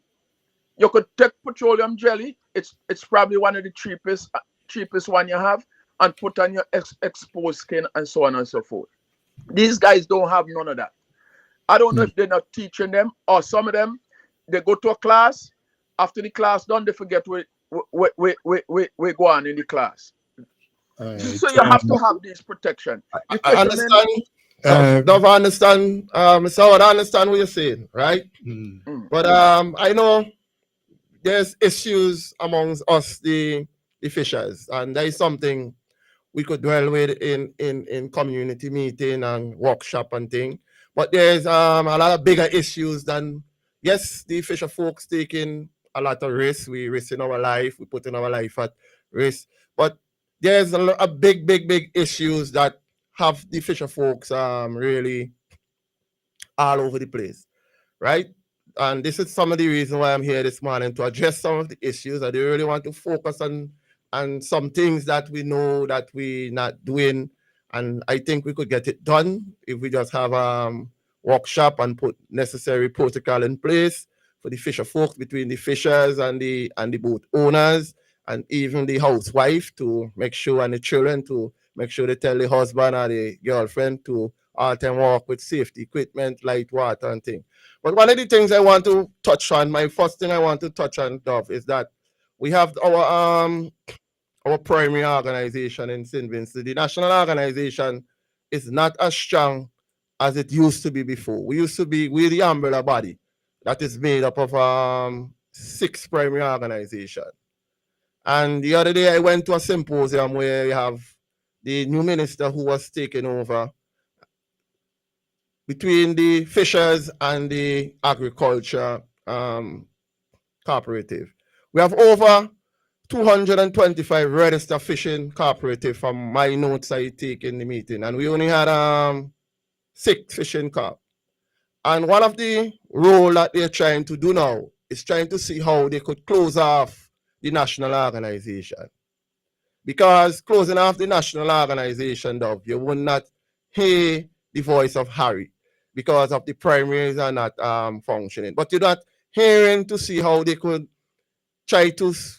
You're not hearing anything about the farmers cooperative in them, because every time you have a agriculture produce, the farmer cooperative, just to get some income, they have these organizations and them AICA and all and other organizations doing up business plan, the farm, but after that everything went dead, and you're not hearing anything about bringing the farmers to bring them into a national to have one national farmers corp. But we have one national fisher folks organization where the primaries are not performing as how they used to be.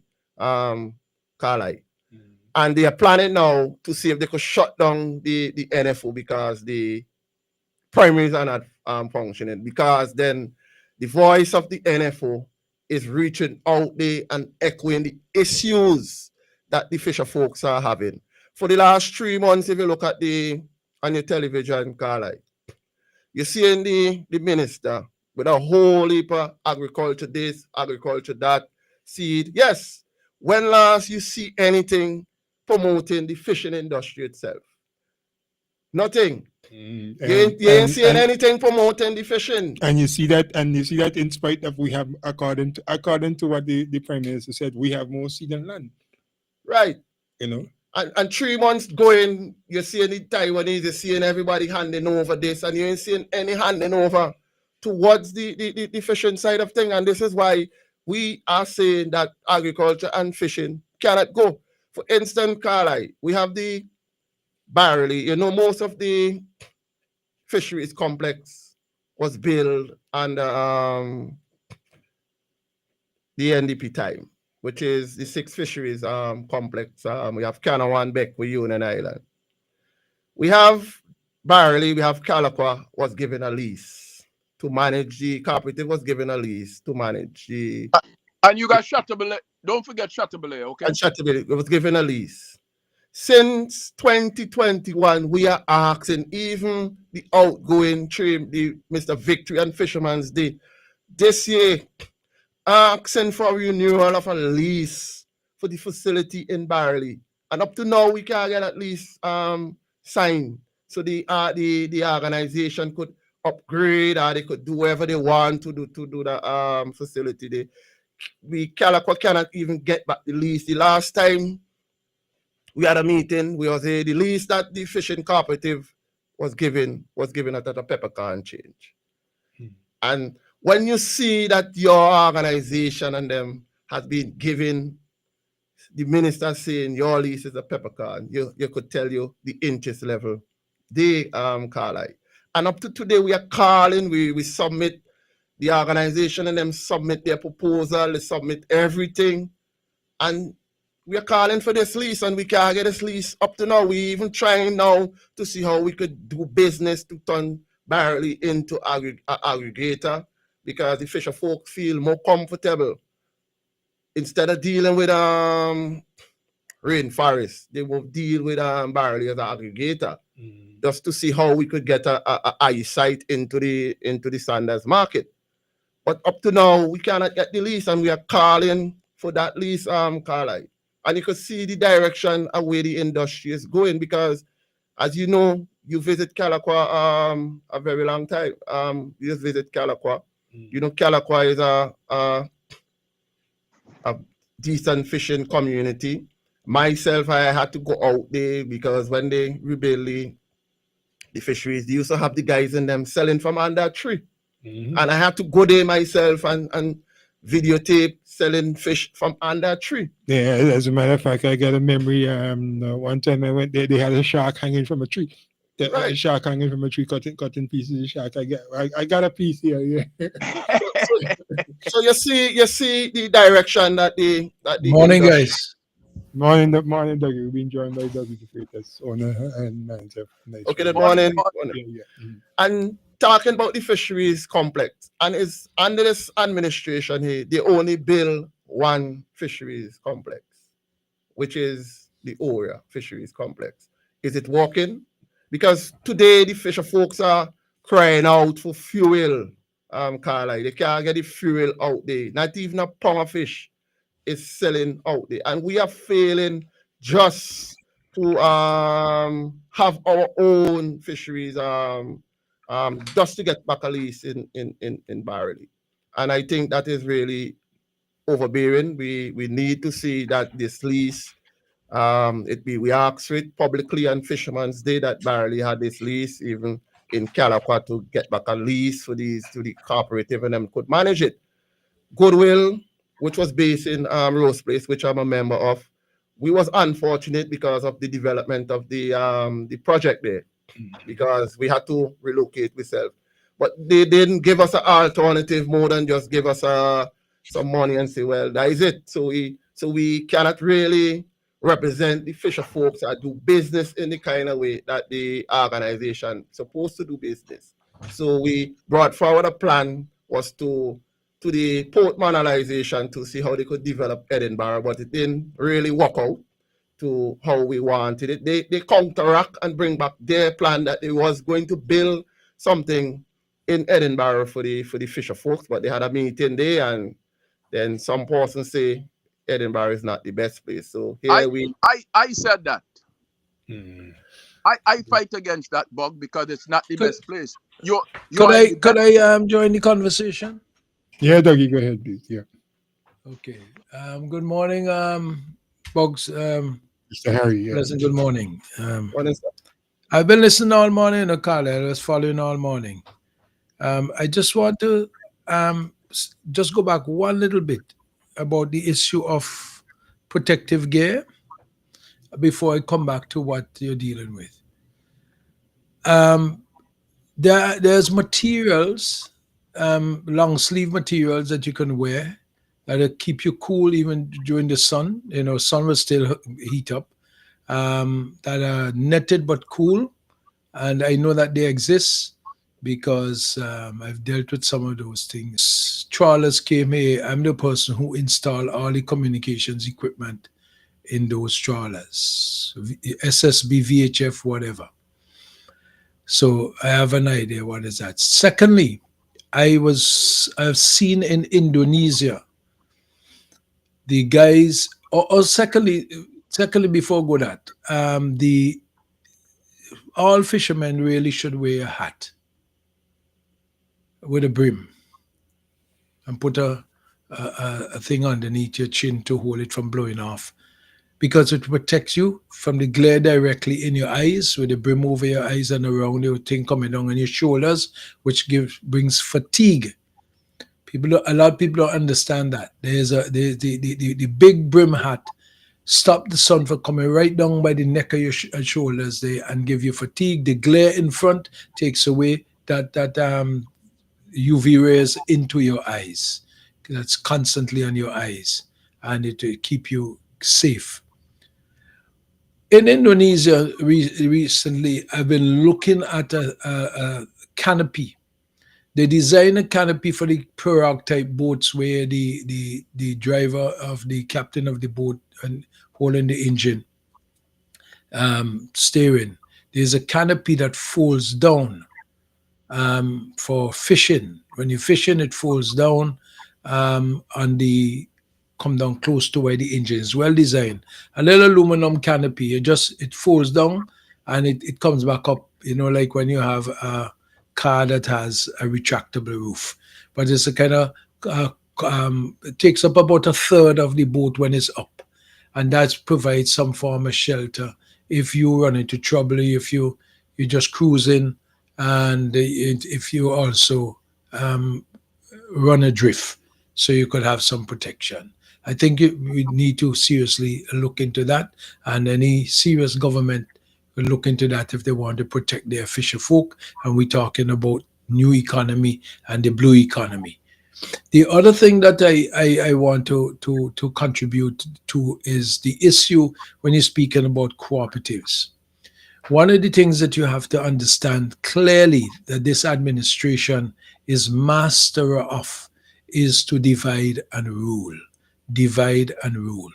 So what they do, they entice individuals not to participate in the primaries that brings the cooperative as a whole, national organization as a whole. The government, what they do is that they index the country. They make sure that they have the creation of these entities only for the purpose of indexing the country so when they go to international conventions that they are signatories to, that they say, but we have this, we have that, we have the others, but they are non-functional. So you have to understand the mindset of the totalitarian divide and rule syndrome that has been with us for a long time. Take, for instance, I mean, you come back to issue like sports and whatnot. You see what happened at Independence time. We see what is happening now with netball, how the use of the state to create a entity within a semi-professional league. It was not for the purpose of developing netball. It is the purpose of enticing persons. So they do that with the agriculture. They do that with the fisheries. That's what you are complaining about. And that's why you see the focus is on the ministry and also the minister, but not on the people of the country. It's about them. And that's my contribution to what you're saying, to strengthen what you're saying, sir. But Doggy, what I would like to say is that what what we need is what the New Democratic Party offer the country, making a totally separate ministry for fishing, because fishing is to me, fishing is one of the second or first most vital economy to St. Vincent and the Grenadines, because we have more territorial fishing water than any other country in the region, and we not getting the best out of it, and our fisher folks is not getting the best out of it. We are not using it to the best of our ability. So if you have a ministry of fisheries, it will work better. You cannot have and Bog knows, I am a man who 100% against this foolishness. You have a fisheries department with qualified people. I know. I talking from personal knowledge.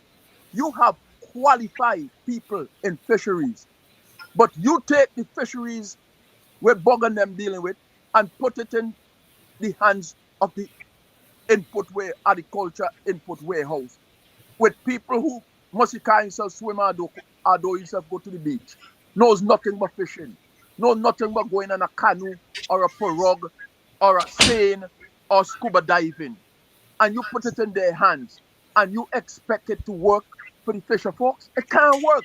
Bug knows I've been kicking up against this for years. Yes, Dov, I know you've been speaking about it, but I just want to not get stick to a basic I have here just to address something, because Mr. Doug the Freitas really hit the hammer on what is happening with these fishing with the agriculture cooperative in them. What is the status of the agriculture cooperative in them? And why is this urge to try to disrupt the national organization? It's because, as I mentioned, it's because of because of the issues that we are focusing. Because when you look at the Kingston Port Modernization project, the fishing industry was sacrificed for this project, and the local fisher folks was sacrificed for this project. And the reason why I'm saying that we was sacrificed for this project, look at Rose Place, look at the situation we're in. Even though the dredging of the sun, look at the spill off that we are having now, is that there is no fish in that area there. Totally no fish. This is why you see our landings has been depleted and we have to import fish. Because if you destroy a fishing community such as Rose Place, you go on the East Coast and dredge out all these sand, where are you going to get the fish from now? Fisher folks just leave the industry. So I say with this project, it may good on one side, but it leave a lot of sufferation, Carly, on the other side. And this sufferation ending up within the fisher folks who operate among the shoreline. Tell me something. I mean, if you are to advise, if you can have somebody, if you can have the Minister of Agriculture and Fisheries listening right now, what is the most important aspect from your perspective, that you would give him to make a better fishing industry in St. Vincent and the Grenadines? Well, Carly, for answer the question, I go be straight up.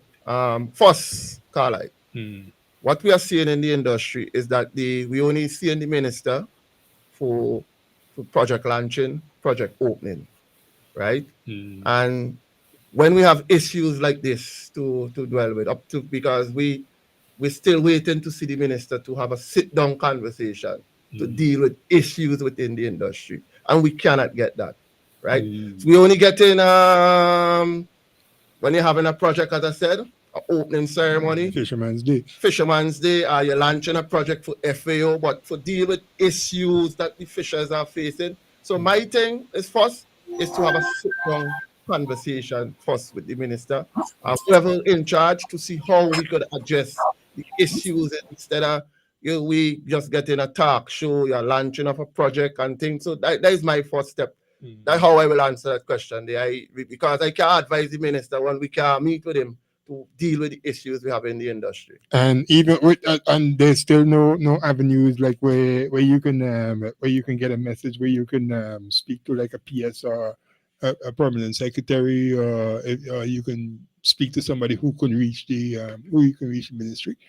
Well, first, Carl, I must say, just before the eruption of the volcano, I'm glad you're asking this question here, is that we set up a fisheries advisory committee.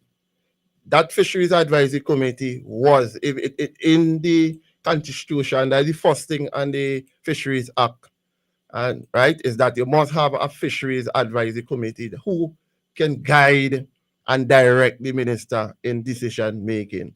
And who make up this fisheries advisory committee? It's fishers from different fishing community and fishers who are involved in different aspects of fishing, because you want to have a committee and have certain people leave out. And that is not functioning. That is not happening. So what we're getting now is that yes, you might go to the Trieve, the PS, but it's steady, because you cannot have that audience to say, well, this is the issues we have, this is what we would like to see moving forward the industry. So it's not really a bottom to a top approach. What we have now is top-down approach towards the fisher folks. So everything this way is either you're against, we was told, is either you're against, your resilience, or you're against everything. It's not.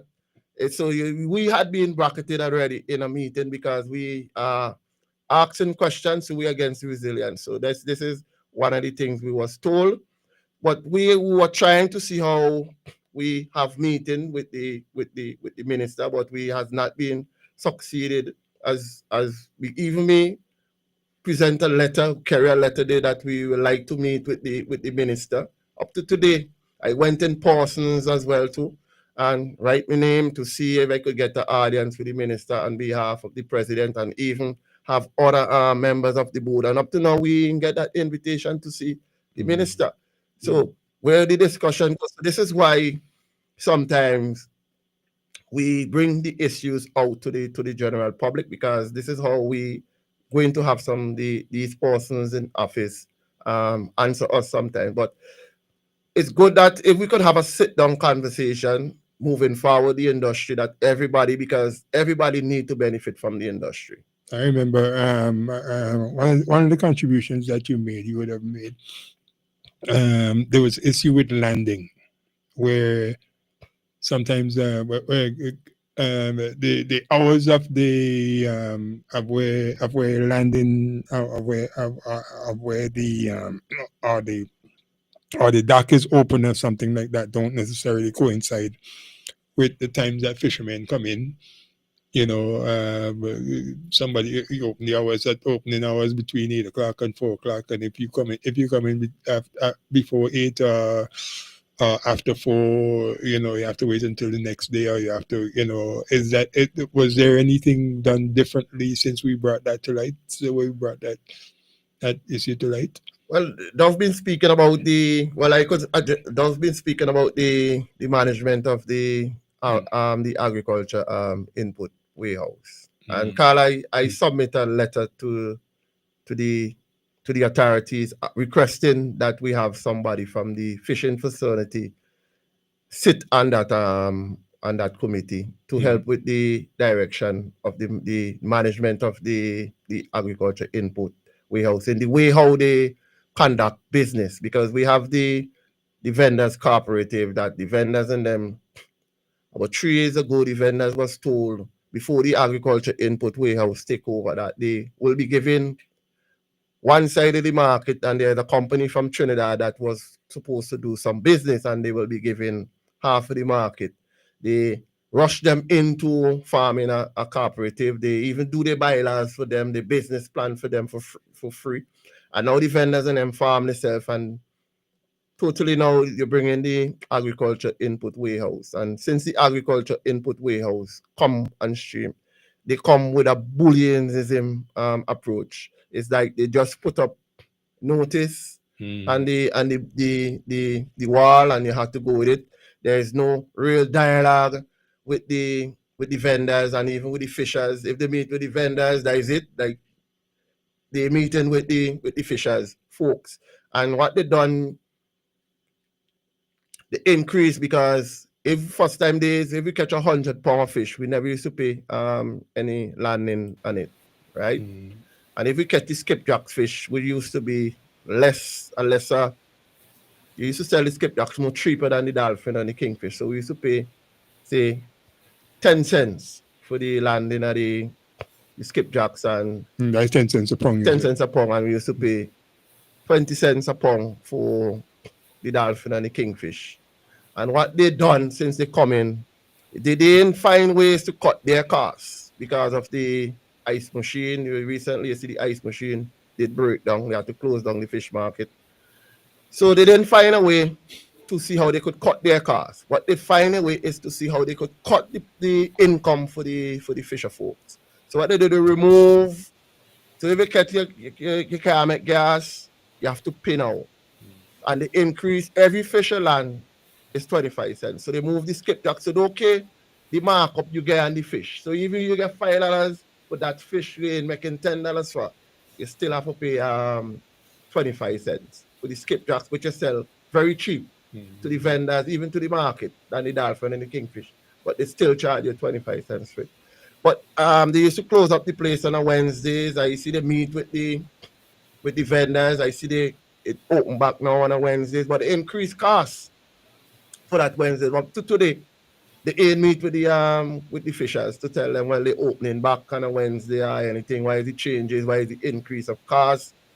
The only thing they kind of holding back on the $25 a night they used to charge we, and the for tie up on the jetty, they still have it in the pipeline, but they didn't introduce it yet because I've been speaking about it, and I encourage some of the fishers not to move the boat, and some of the fishers are leaving the boat there. What they tell the vendors and them they cannot leave the ice box, but yesterday I see a pickup come and show every ice box. They say they put up a sign. So life is very difficult, Carla, to operate right now at the input warehouse. It is not easy operating there. It is rough operating there. I being honest with you, it's really rough. Things ain't really nice because the input warehouses every time is finding ways increasing costs of your operation. Now they tell when I call and they tell a vendor he cannot come to the compound, come on the compound until 6:30. Even telling a fisherman he cannot come to the compound, come on the compound before 6:30. So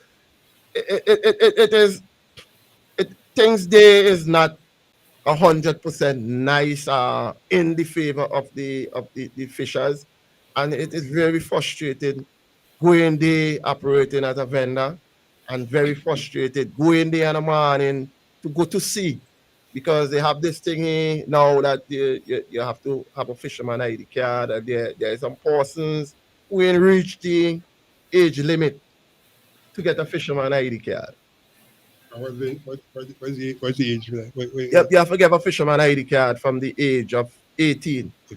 And if you have young people who getting involved in the industry who do not have an ID card and they can't pass the gate, and every time you address the situation, they say because of international labor laws, a child cannot get even a permit by 15 to operate. So these are the problems some of the fishers are facing with the agriculture input warehouse. But so Bog, yes, Bog, one of the things that is frustrating with the input warehouse running the facilities, as I said, they have no business there. And the people who running the input warehouse, you know it, I know it, and all the vendors know it, all the fisher folks know it. They know nothing but fishing. But the main reason for this situation to be happening in 2025 is that the people who running the Ministry of Agriculture and Fisheries, them people up in them big office, from the minister down, and all them, they go to school and all this kind of stuff. And they look at the fishermen and the fish vendors as, I wouldn't say second-class citizens. They look at them as low-class citizens. And that is one of the biggest problems. Is an unspoken ill that we're facing with the fisher folks. I know. I've been in the fish market before you was born. Nobody can tell me but fishing in St. Vincent. I've been there before you was born, Bug.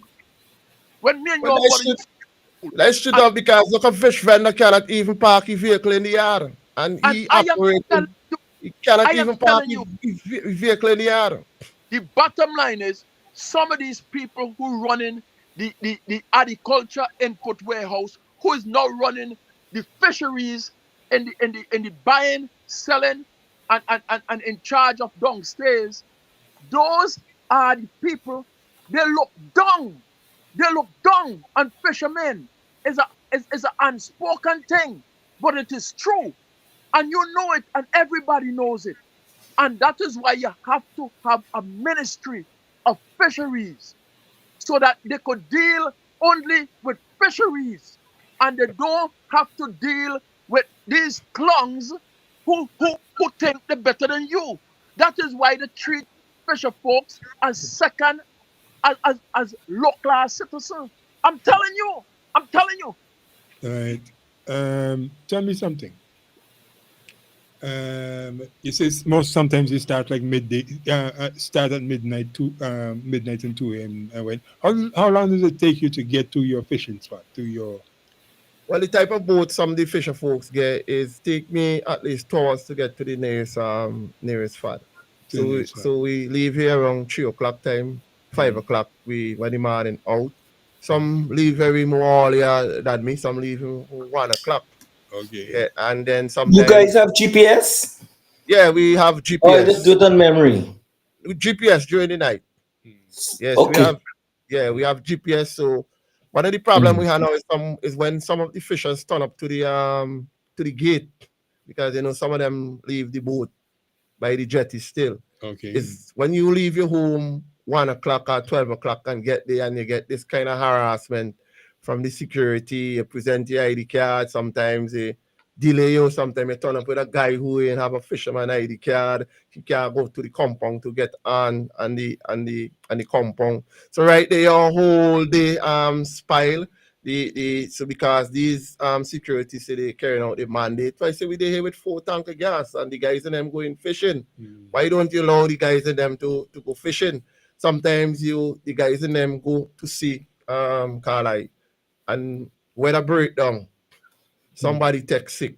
They come, they dock the boat by the jetty. The security don't say, wow, them come off the jetty. Say they ain't opening the gate before you open the gate for the people and them come off the jetty. So it's very, as I said, the conversation, and this is the conversation. Apart from that, could I just ask? Give me a second.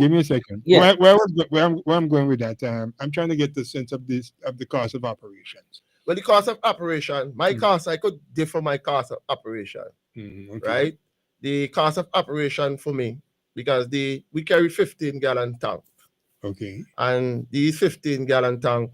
15. How much is gas now? $17. Yeah, so they hold at least $210, and you have to put 2-liter oil in that at $27. Okay. So when you add 210 and so you see about 240, yes. 240, 250 wrong across it, 260 something, right? Every day. Well, no, you're burning 2 of that.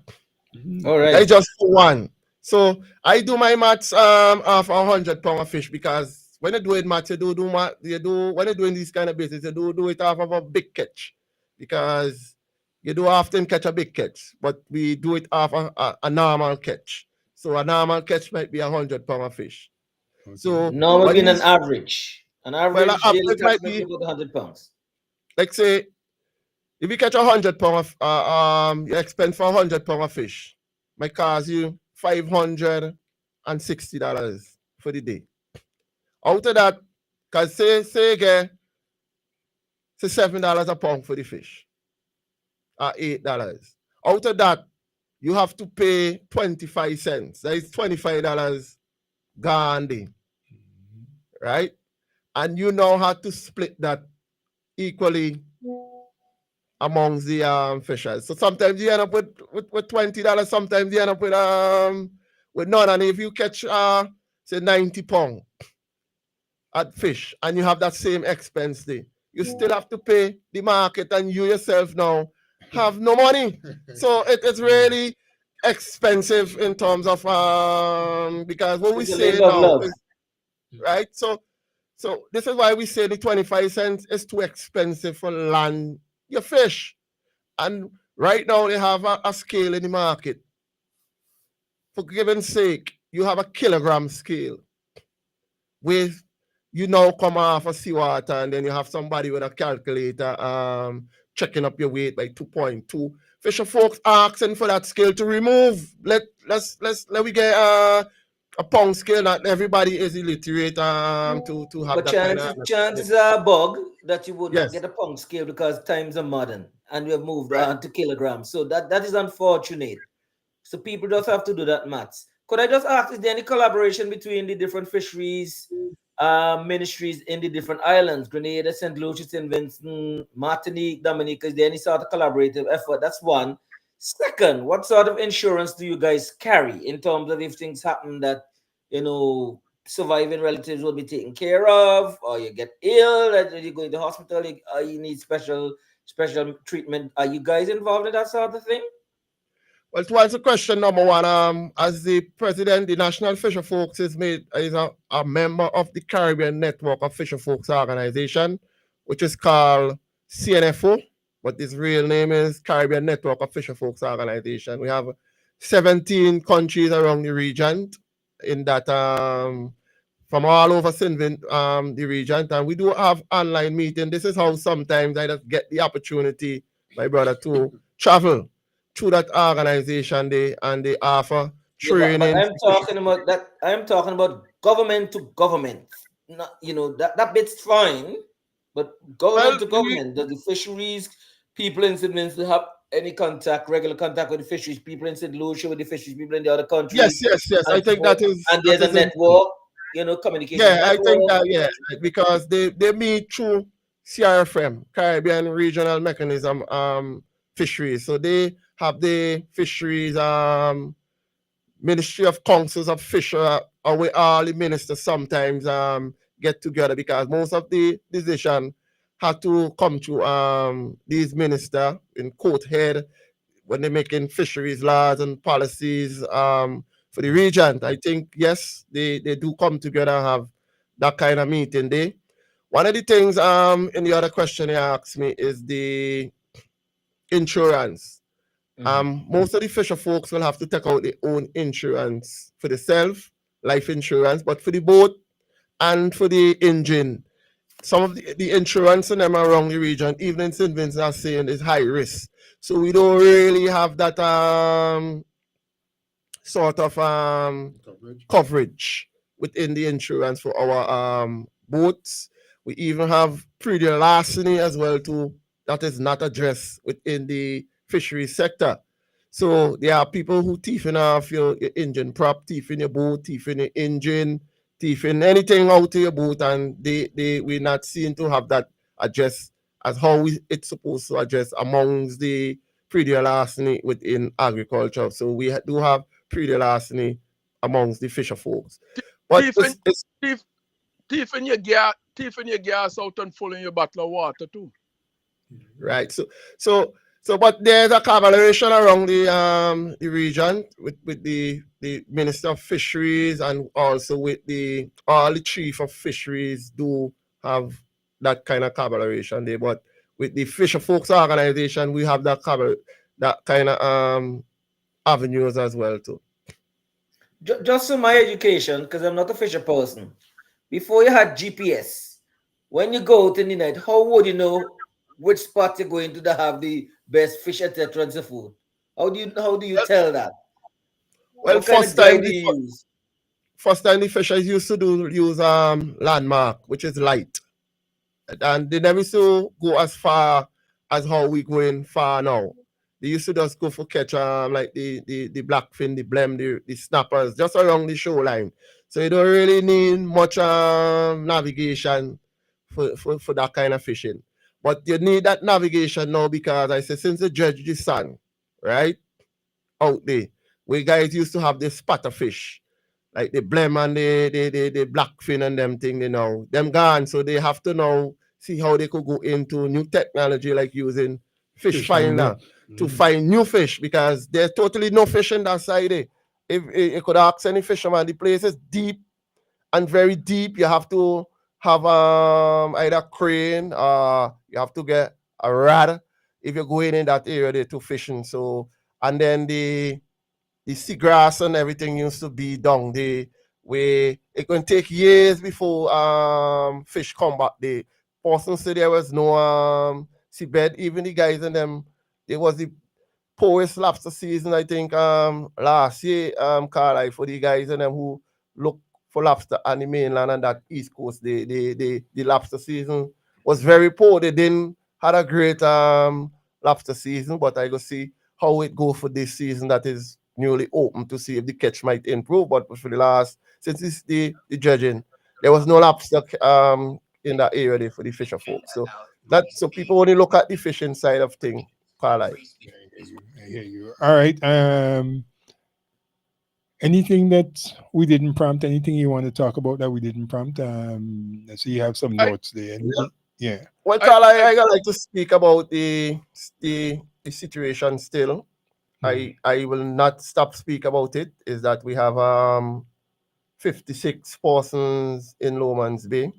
We are at least 65 boats now down there occupying that beach. We have 10 females occupying down there as well too, and still there is not even a single washroom more than a short standpipe there for the fisher folks. Wow. We are not seeing the minister even come to play a visit. Even the caretaker, we ain't seeing none of them come around to see how they could. We only hearing they speaking about it in Parliament, but to see them actually on the ground. And if you move over to Cleverly, we have at least another 48 boats down there with another 65 fisher folks in Cleverly there. And not even a washroom as in a standpipe for these fisher folks in these two striving fishing communities. So I asking and appealing for the government to put in washroom facility in Cleverly and in Lomans Bay, because the same plan that was offered to us in Lomans Bay, I think a question was asked in Parliament, is the same plan they offering to the fisher folks in Cleverly. So how they going to, there up to now there's no community meeting has been done in Cleverly in what was said in Parliament, and we ain't seeing anything in Lomans Bay. So 3 years, Carl, it's really rough to see you have your loving brothers. If you go down there, Carla, you will have to come out of down there. Down there is not the best place to be, especially Lomans Bay. And you look at Cleverly. Cleverly is one of the most thriving fishing community, and not even a washroom, not even a standpipe for these fisher folks in these two fishing community. All right. You got somebody on the line. Good afternoon, you're live. Hello, good afternoon. Hello, good afternoon. Person on there. One of the things I see that is happening now with silly season being in full effect, and I saw it in Calico. I saw it in particular in Calico with a report that MP Velox would have put on Facebook, where things that get mentioned now in the height of political seasons gets attention. What would you like to see most of all? What would you like to see get attention this week within the fishing community? But Well, within the fishing community, my thing is to really, this lowman's bidding need to get attention immediately. And to see how we could have a dialogue in terms of the situation that we are facing concerning the landing fee with the input warehouse. It's too expensive, and how we could have the issues dialogue with the security system that we have in that it's causing a burden. One of these days, I think it might be some kind of Europe in some kind of big violence between security and fishers entering that gate. There. I would not like to see it. I want it happen. So I would like to see that really adjust and to see what assistance could be given to the fisher folks, as you mentioned earlier. The fisher folks need some kind of reduced system and fuel. Yeah. It took cost to operate. I think we get. It looks like somebody have 2 big engines on the back of the boat. Calling here now. Yes, hello. Yeah. Good afternoon. Yes. Yes. Good afternoon to the panel. Yeah. All right. Okay. Issues. Did you all review rainforest before they come in here after they went through Jamaica? That's one of the questions. We are not allowed. We are not allowed to send any conchs or any fish to France, Martinique, France, only as far as St. Lucia. That is still within the last few months. Grenada has export as well. But I would like to know why we can't send it. And basically, where's this rainforest story going really? All right, boy, this is the wrong panel. We no, I ain't got nobody from rainforest here. You know, so right? I know that, but I'm asking a general question about. For us, the fisher folks, right? When we heard about rainforest, it was a big motorcade and a big sherry that rainforest was becoming to St. Vincent to buy $20 million worth in fish, and it was a bragging talk, right? Even all the fisher folks, even myself, was kind of interested when we because at that time we was really struggling to see how we could get we fish sell. So when we hear this opportunity coming, we was well on board in terms of selling the fish to rainforest. But when rainforest settling, we noticed that the price that was offering was so cheap that fisher folks didn't want to do any business with them. And the other thing is that we had a restriction with that's called neo-colonialism. Yeah, go ahead. Right. So and the other thing, they reduced the lobster, the size of lobster.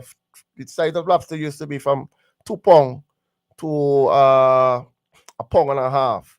But what we see now, that's dealing with rainforest first, what we see now is that there's a draft legislation that I'm still really looking to get my hands on, because what we're seeing is that rainforests now have the right of way to import fish, and they now building a fish market in Calicut to sell fish. So the idea of buying exporting $20 million of out of from the fisher folks to the foreign seems to be gone out the window now. They are looking now to see if they could make $20 million from Vincentian to support their business in St. Vincent. So that's how I see the thing with rainforest. The other thing is that one of the things when the Europeans come here first, right, is that we was to have something in when that time we used to operate our local market. We was to have the things in place so they could visit our local market, but there was no proper documentation. There was no proper traceability of what been done. So they was given a no to sell fish into the European market. But somebody said the reason why this building is here is to see how they could get into that European market. But I don't have enough sufficient grounds on it. But that is one of the purpose to see if they could bridge that gap, because then our local market is not in a position, but to see if that organization they could have that opportunity to do that business day. And okay. Yeah, go ahead. Continue.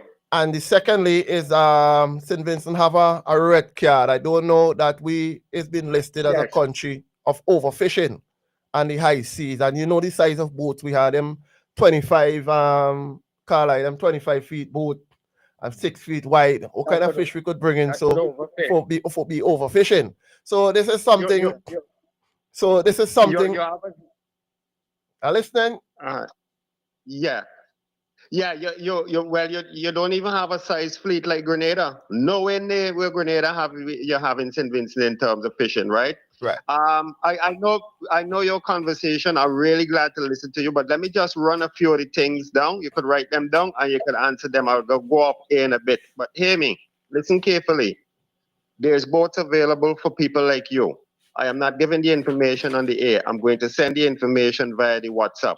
When you finish with it, just make sure you delete the message from the systems because there's all kind of systems out there seeking your system, right? Now, I will send that information to you. You go on your deal, you call the people, you look in the area, you deal and see if you find what you find, you go and deal with them, you go through your normal procedures. You can't talk everything because they will run with it. The other thing is, CMOS, someone called me from France a while back and asked me why St. Lucia selling rock moss is because they cannot export the sea moss to France. So the Lucians buy it from them and sell it as a St. Lucian product, but French people are not stupid, right? The other person to watch is Reno because he appears to be, he's taking over our food. A lot of people is not happy with that. I don't know why we're going into this neo-colonialism thing again, right? He's taken over that, so you have to watch who's in the fishing industry itself. Some popular names, the same actors' names are always going to pop up. And lastly, the last time, because we have a speedboat on Union Island Ocean Panic, a 28-foot pirogue, Most Ras, who were operating in Tobago Keys since the 1970s. So they're going to eat good food just now because they have a lot of boats coming. Anyway, going a little bit further, where the ID cards is concerned, when we watch with Beryl, we noticed that ULP supporters got the cards them quicker than the NDP supporters. They had to be going back and forth, back and forth, back and forth to get the cards them. You understand me? So someone who is a non-supporter will take a little longer than a supporter, in my opinion, to get one of those cards. You understand what I'm saying? Yes. And lastly, Union Island is rock moss. And back in 2011, me and Most Ras was coming from the Keys around after 11 o'clock with a 75 on the back, hustling because we're looking for money. All of a sudden, we see this black thing on the water.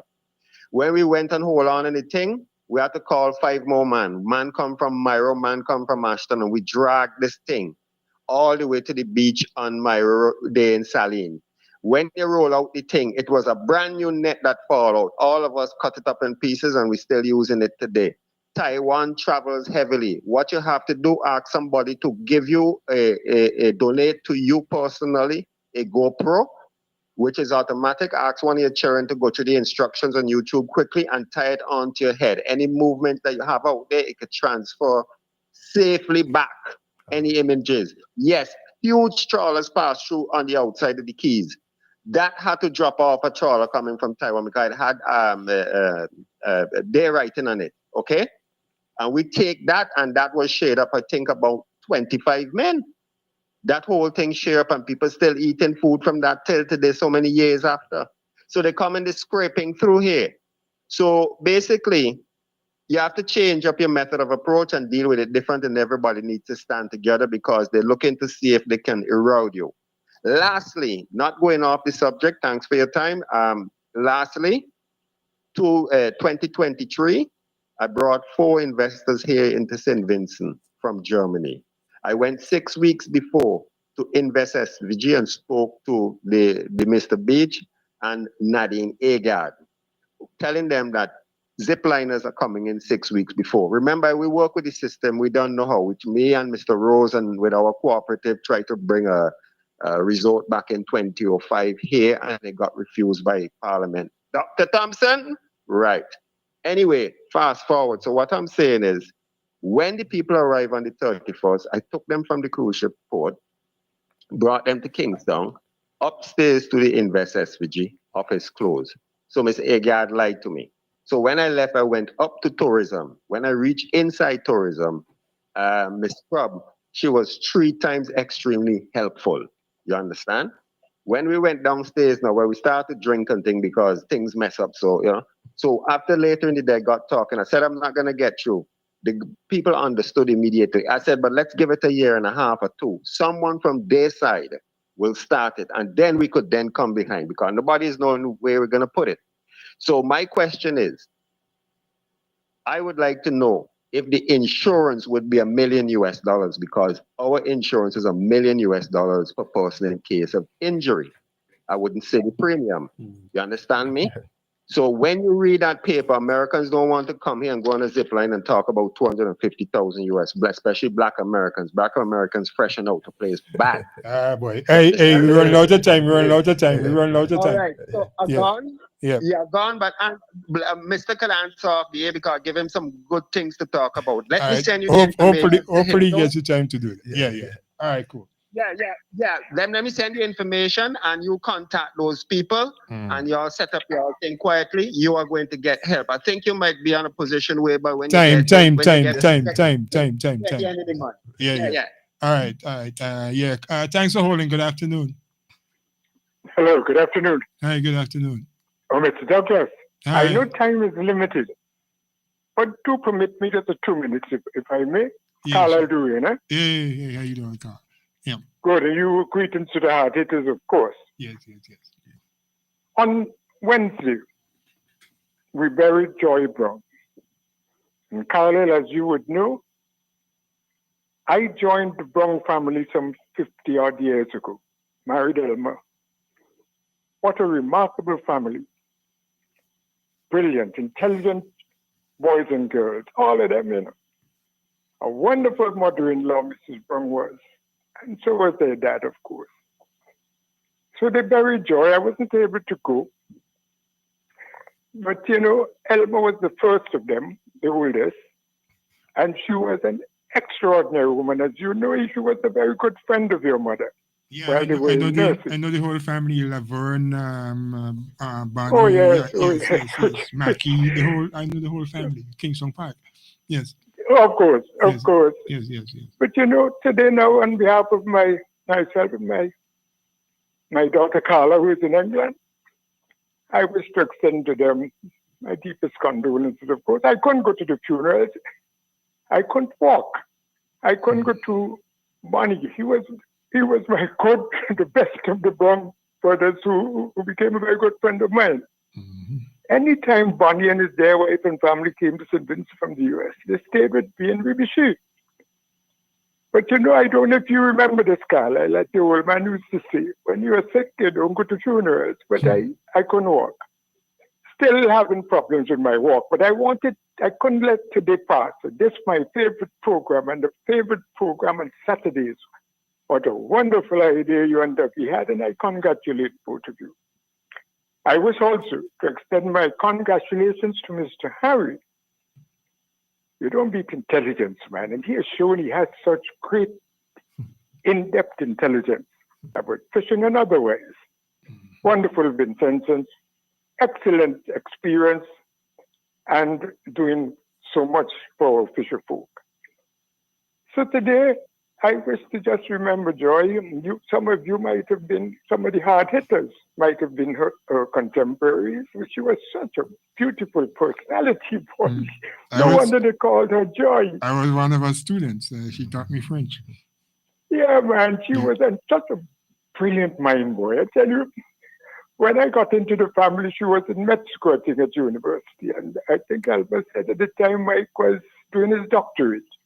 So I didn't know any of them as it were, but I got to know them from after a period of time. But Joy was such a wonderful, I never saw her being annoyed at her. She was always with a wry smile. She was a wonderful sister-in-law. And my dear wife loved her as she loved all her siblings. Elma was an extraordinary woman. You know, when I looked at the church there and I saw Shirley looked just like Elma to me. And I saw Prime Minister Gonzalez go up, and he's a lame duck Prime Minister now, go up and hug her. I thought you were talking to my wife. To tell you the truth, I was so annoyed. But what you do? So all the very best to you, Carlisle, and the program, and continue to listen for the rest of it. Deepest condolences goes out to you. Same to me. Good. Yeah. I had to register this call because she was such a wonderful person from a good family, and Vincent is boy, we have done very well over the years, you know. Have produced some wonderful good people in this little country of ours. Alrighty. Well, thanks. Okay, my dear friend. Take care. All the very best. Thanks for calling. Carlisle, she was my A-level teacher, taught us. Spend some time wrapping up now because time is really pushing. Yeah. Yeah, go ahead. Well, I will be back next time, but in my wrapping up time, my heart is really still with the fisher folks in the Grenadines, especially Union Island. We have over 183 that was affected. We have 141 boat that was damaged. Up to now, the assistance for these guys to getting back into the water is very, very nothing really happening for them more than a small income that was given. There are some fisher folks who are still waiting on that income support, production support. The fisher folks is still looking out for that. And I must say to my loving persons, Carlisle in West Kingston, I know this is the time coming up, but I would like to join and encourage persons to really show the support around our MP, Mr. Daniel Cummins. He has been a great man to helping fight some of the costs of what the people of West Kingston are facing right now, because what the people of West Kingston is seeing is that we're just seeing somebody pop up on a phone. Nobody know where this person really come from, and not seeing this person in the community. And I think Mr. Cummins, along he get in office, I know that the people of West Kingston will be well represent. The fisher folks will be represent, because sometimes when I listen to some of the questions that Mr. Cummins had been putting to the other side, and to the answer that you get in, you really see that Mr. Cummins really getting it out of them and getting the message to the fisher folks that they could really understand. So let us stay focused, and for the fisher folks, the opportunity is now.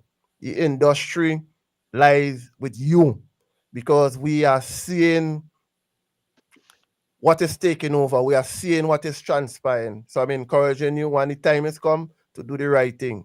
Vote to keep the industry in the local hands, and to keep the industry in the hands of the local fisher folks. And I asking you again to support the NDP. This is from my personal, different from being the president of our organization.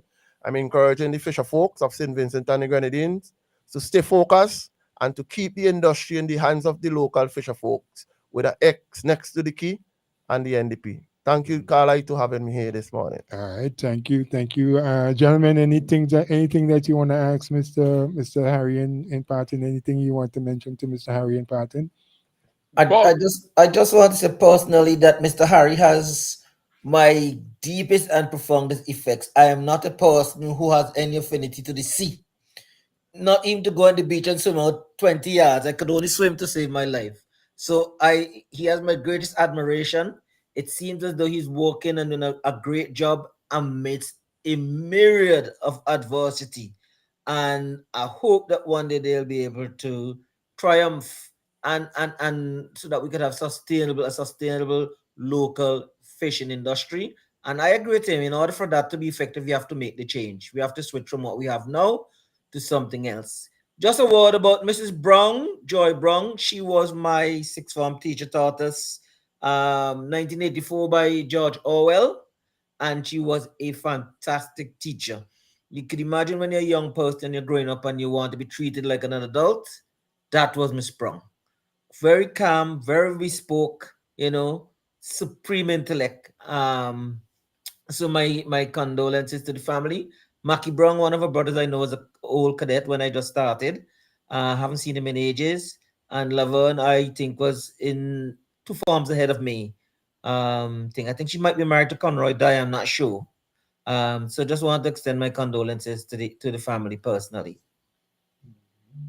All right. I just wanna let Bog know that you know, I am still aggrieved about the sanitation situation after 3 years. After 3 years in Lowman's Bay. It ticks me off every time I come to St. Vincent drive down Lowman's Bay. And it ticks me off real bad to see that there is no sanitation for so many people coming in. And you have people coming down. Lord, we lost Doug there, we lost Doug. Ask Bug where to get them name from. He named Bug, the other one named Crab. You have any other brothers in the family? What the name? Santipi? Well, no. It's in Rose Place. This is you see in the bug in me now, right? And this is how I used to be. I used to bug people, humbug people, and all time being there. So everybody, but you're a real bug, and you could really humbug people now. So from since a small, that is how I get the name. And yeah, Crab. So yeah, a lot of alias name in Rose Place. If you go down Bottom Tongue, if you ask a man by your right name, you mightn't find him. You have to either ask so Crab, Santa P, Board man. So there's a whole heap of white man. So yeah, a whole heap of alias name down there. But my brother, I really feel real passionate for what I'm seeing with the persons and them in Rose Place. If you go down to Rose Place, it's like person's solution is just like they turn their life to alcohol now, because there's nothing really down there for do more than just wake up and see a galvanize and going down to, as with Dove been wrapping up and saying, the sanitation in Lowman's Bay. You cannot even exercise on the beach anymore. It's boats day, and when you go into the sea, you might be seeing a little stool, the beach, the garbage situation down there. It is really a mess. And I say that we're not seeing the Minister of Fisheries, we're not even seeing the caretaker of that. And for 24 years, what are you going to tell the people and the fisher folks of West Kingston? What are your vision now for the people of West Kingston? And I think the only person, as I said, could answer that and give us that vision is Mr. Daniel Cummins. I hear you. Well, I guess what you're saying in a nutshell is no proper plan. There's no proper plan with the way things are done. The way things are done down there, and like I said, we say with this being silly season, we hope we can see some changes. We can see some changes with the way things are going. Gentlemen, if you could take that as your wrap up time. Unless there's anything else you want to put on the table, we don't have Odd. We just have Doug and Mark isn't there again this week, and he wasn't here last week. Yeah, yep. Yeah, so we just wanted to know that he's okay. I was going to talk about maternal mortality, but I think that we can defer that to another Saturday, because it's a bit of a lengthy topic and probably interesting for lots of reasons. All right. Plus, we won't have the time for that. Doug, what about you? Well, I just wanna thank Bog for coming in, and thank him to be focused, and let him know that just get somebody to take some pictures that are sinking hole that start to open back up on Port Kingston, because they hand over keys to building in the new port, and now you have more sinkholes that is opening up in the port. Start opening up sometime this week. And I told them this is what's going to happen, and it continue to happen, but I can't depend on certain people to give me pictures from the top no more. So I would like some of my people who is listening to this radio program to find a way to find me some pictures and send it to me. You know who you are. Have a good day, St. Vincent and Grenadines, and keep eating fish, because it's more healthy for you than any kind of meat. So support the fisher folks of St. Vincent and Grenadines. They are our best health for our future and what we eat. Have a good day, guys. All right, with that, watch your plastic consumption, and because the more plastic in in the water is more difficult. More difficult it is to catch fish, and the further that the fishermen would have to go and spend $500 and something worth of gas and Is it plastic consumption or the use of plastics and then we discard them into the river? It's a matter of how we could recycle things. Yeah, well, and I again, mean, that's a role for the government to institute strict guidelines on how you dispose of plastics.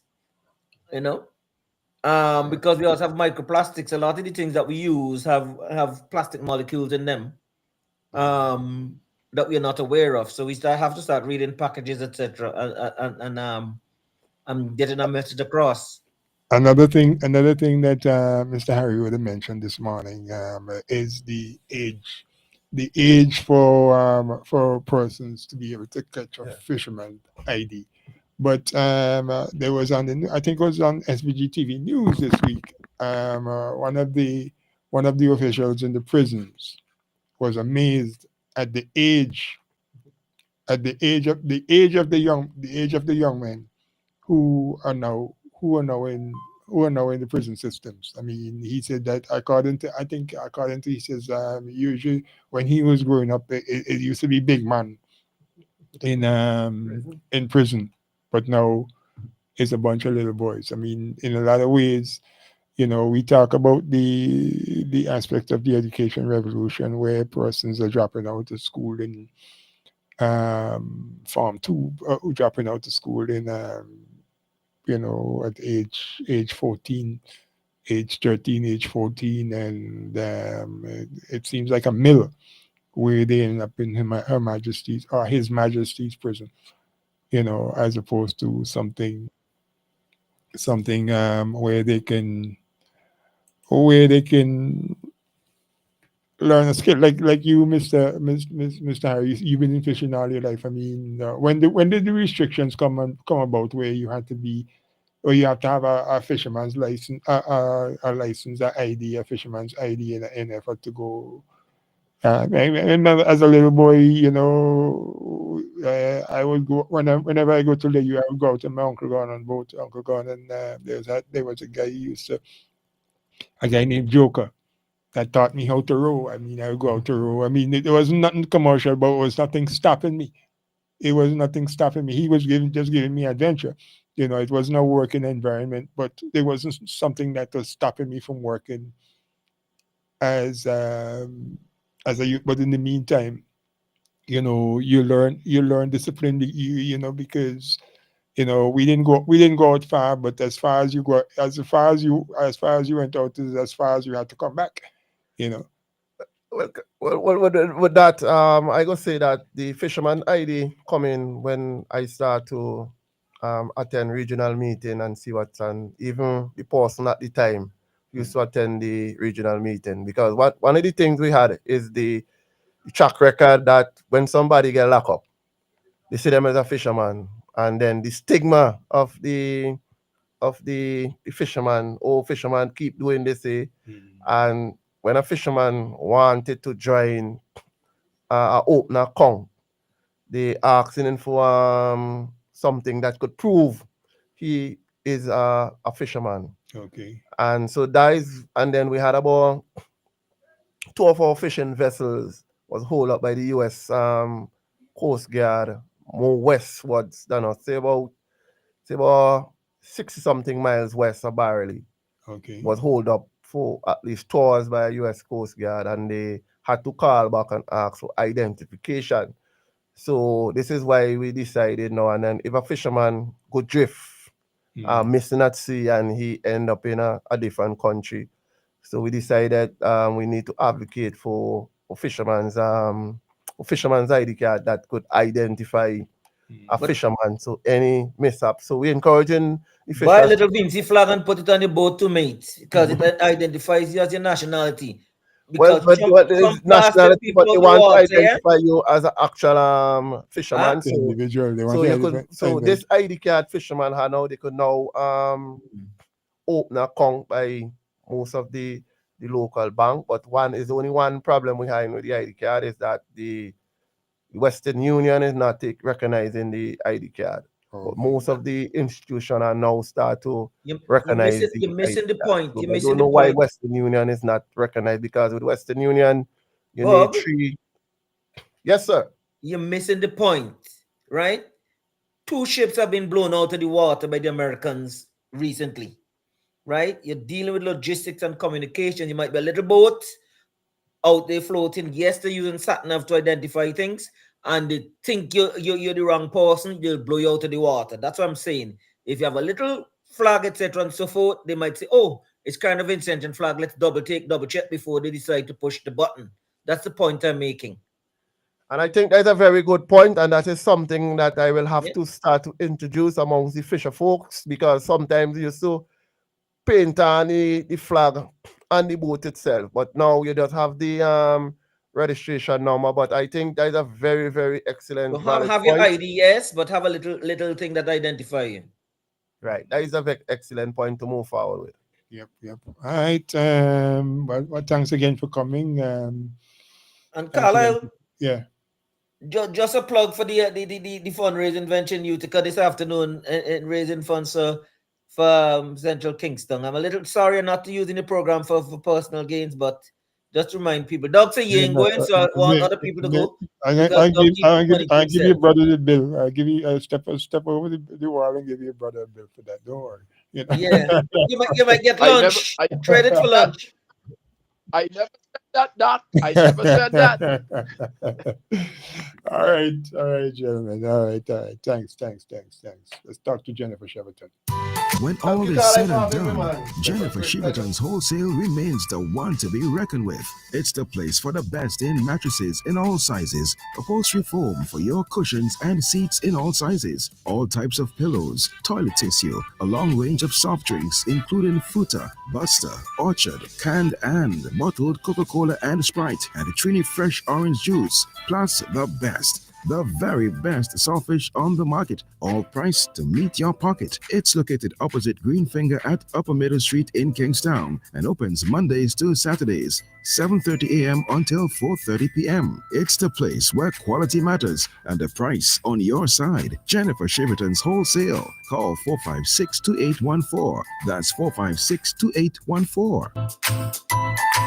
Welcome to Subway, where you can always have it your way. My name is Stacy. What can I make for you? Hey, Stacy. I'll have a chicken teriyaki salad. All veggies, please. And for my daughter, Naomi, a pizza. Naomi, what would you like to have on your pizza? Pepperoni bacon. They've got tomatoes as well. Pepperoni bacon. What about some fresh onions, corn, pineapple? Pepperoni bacon. Naomi, you can also have olives. Jalapeno, extra meat. Nope. Pepperoni bacon. Stacy, can I have one chicken teriyaki salad, all veggies, please, and a pizza with pepperoni and bacon? You can have it your way. Come into our uptown or downtown location today, or order on your favorite delivery app. Subway. Have it your way.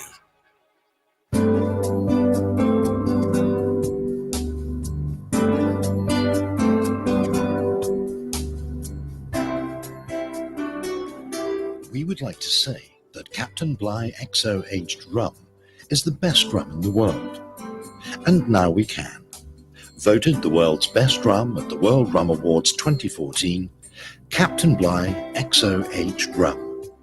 World class in a glass.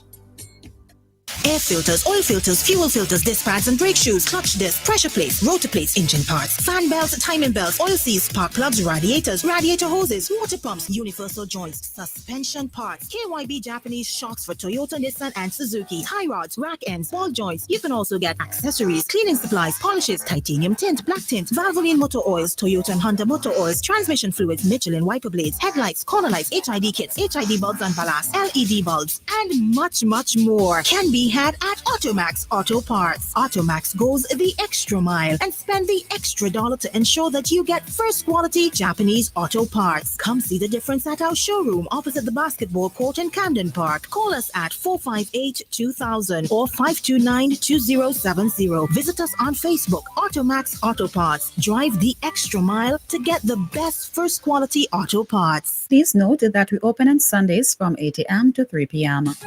Introducing 2 new Instacash games. Yes, 2 more chances to win more money instantly from the National Lotteries Authority. Get the new $2 game, Win It All, where you can win up to $2,500. And there's Stack Cash for $3 with a top prize of $5,000. Win It All and Stack Cash. New Instacash games loaded with lots of prizes. Available at all lotto agents.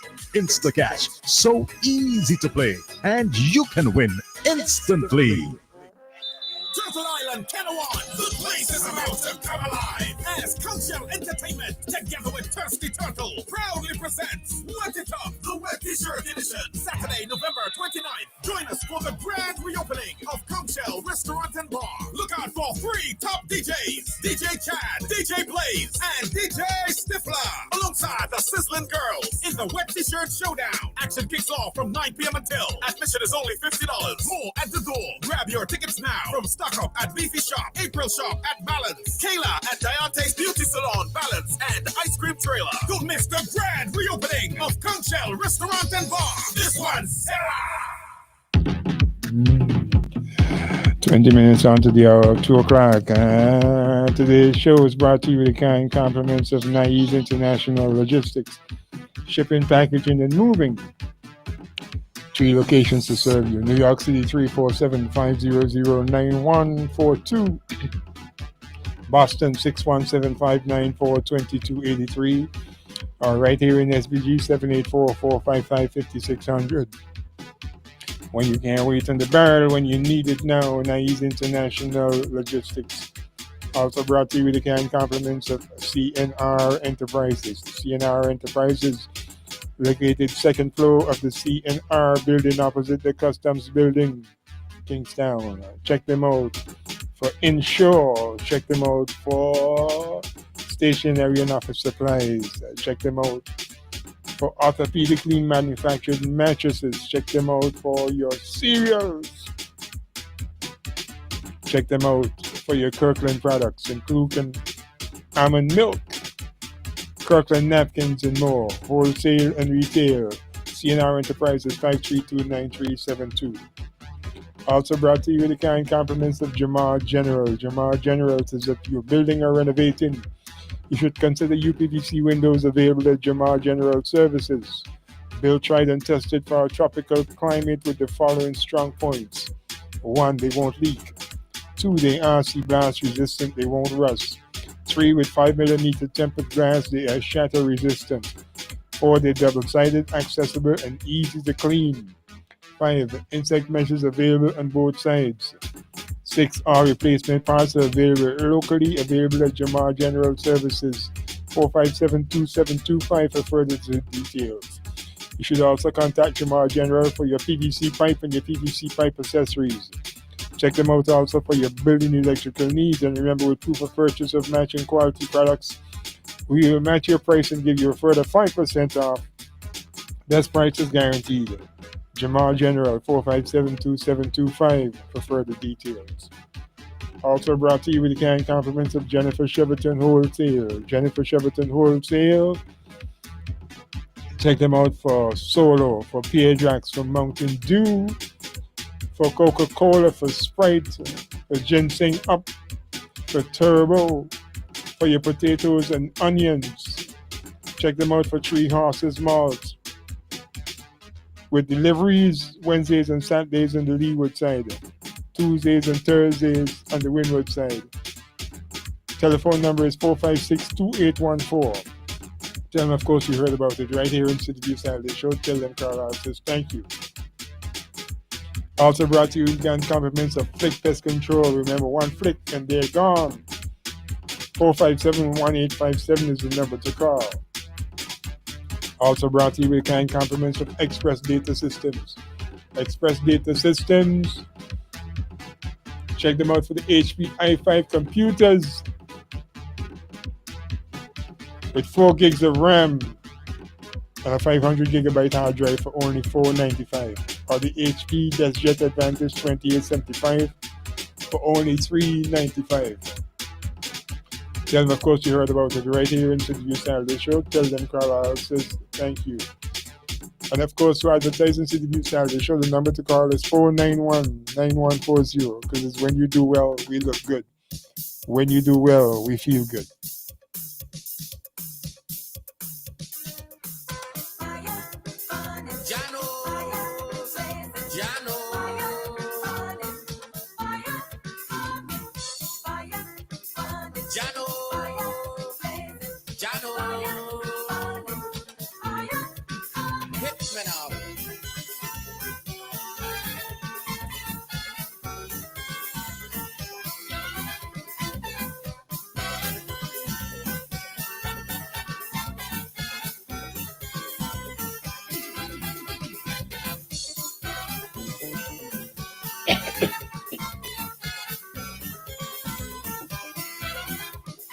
Judgment morning, I by the gate and I waiting, because I begging the master, give me our quick Peter.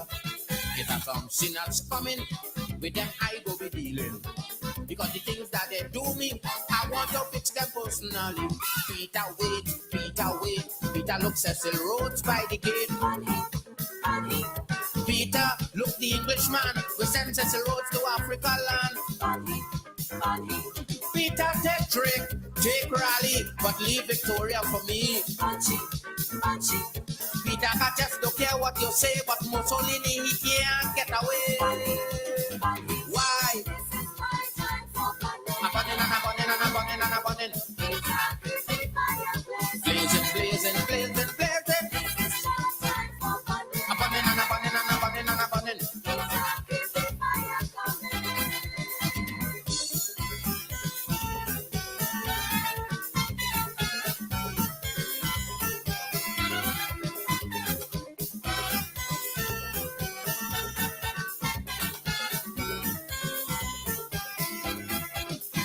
Peter, you don't know the pressure that I undergo from these madman and woman.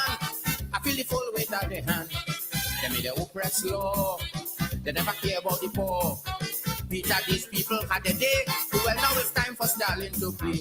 Peter, wait, I say Peter, wait. Peter, look, Ian Smith by the gate. Peter, I don't want you to make fuss. Remember, I want Christopher Columbus. Peter, look, the English woman who on South Africa refused to put sanctions. Peter, I just don't care what you do, but Reagan going in the fire too.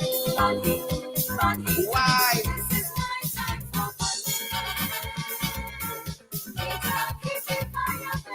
Blazing. Burning and we burning. Hit me now.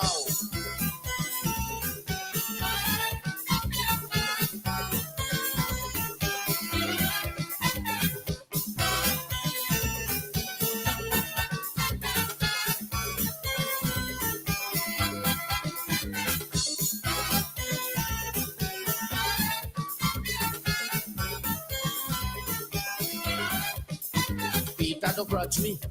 Your hand done full already. You don't deal with the Führer. Go ahead and take Foster. But that woman Mary, remember that's my baby. So much confusion that she make. You got to give Black Stalin a break. Peter, wait, I say Peter, wait. Peter, look, boat a reach by the gate. With boat I don't want you to waste time. Remember we still have Morgan behind. Peter, look, the English woman who sent foreign troops in Africa land. Peter, I just don't care what you say. The Ku Klux Klan man can't get away. Why?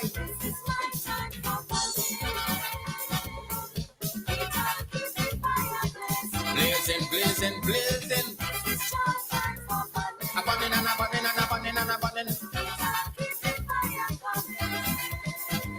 Hit me.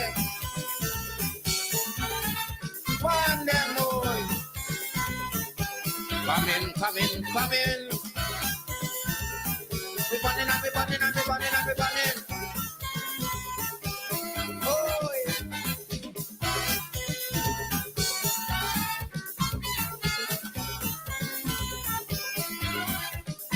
Peter, stop pushing.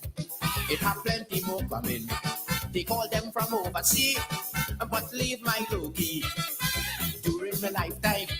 To me they were so unkind. So much corruption that they make. Now it is time they must feel me way. Peter, Peter, don't hold me back. Look, the one we draft the public order act. Peter, look, catch that big belly fella. We carry my money down Panama. Peter, Peter, look, the woman who bring foreign troops in the Caribbean. Peter, I just don't care what you do, but ball head going in the fire too. Why?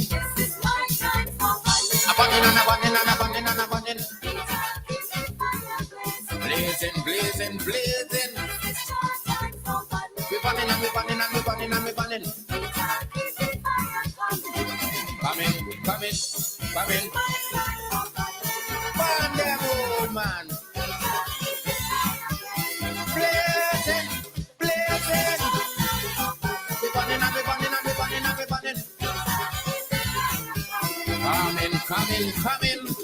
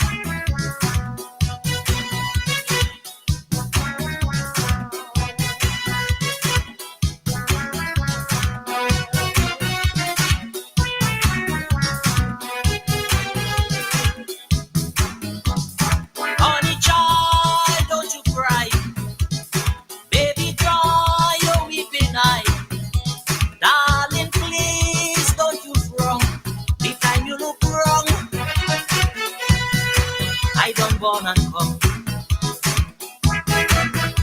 You are going to New York to come, New Jersey boardwalk to come. I'm going to London to come. I'm going to Boston to come. Toronto to come. Rio to come. When I come, I come. 'Cause when I dead, I done.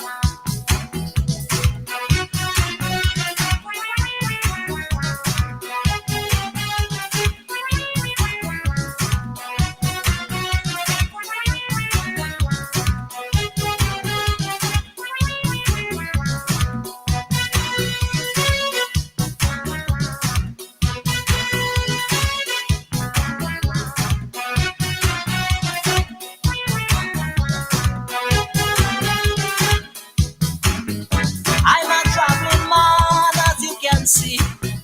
Lots of fans universally. My so-called policy, got to share the vibes with everybody. I'm going to LA to come. I'm going to Bombay to come. I'm going Miami to come. I'm going to DC to come. Chicago to come. Tokyo to come. When I come, I come. 'Cause when I dead, I come.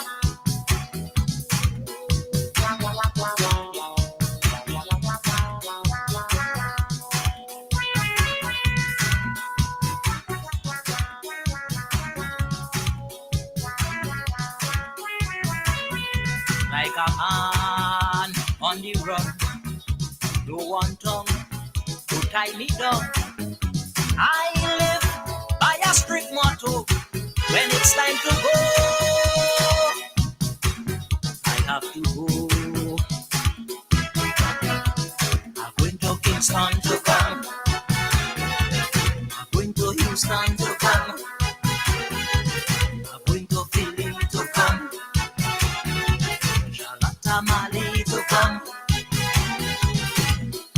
Spain to come, La Romaine to come. When I come, got to spread myself around.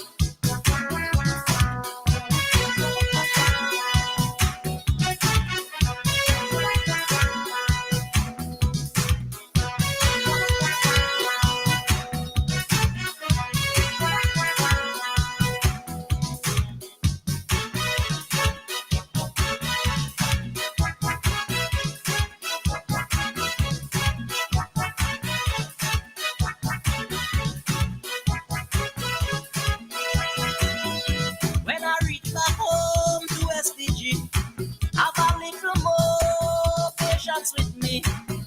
Them Vincy folks, you know them already. They send little things for their family. So I'm going to Georgetown to come. I'm going to Bridgetown to come. I'm going to Mexico to come. I'm going to Chateau to come. Sandy Bay to come. Beckway to come. When I come. 'Cause when I dead, I done.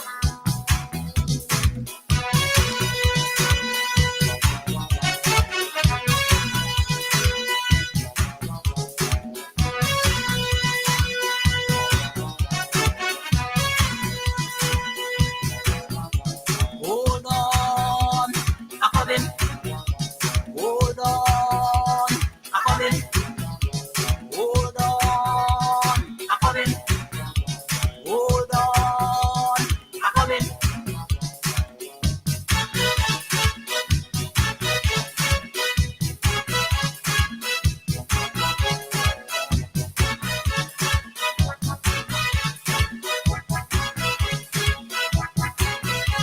I'm going to come.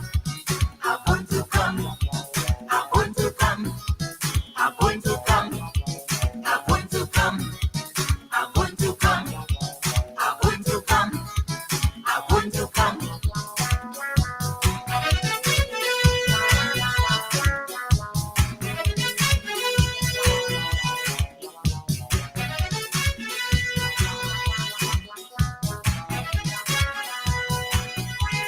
I'm coming. I'm coming. I'm coming. I'm coming. I'm coming. I'm coming. I'm coming. I'm coming.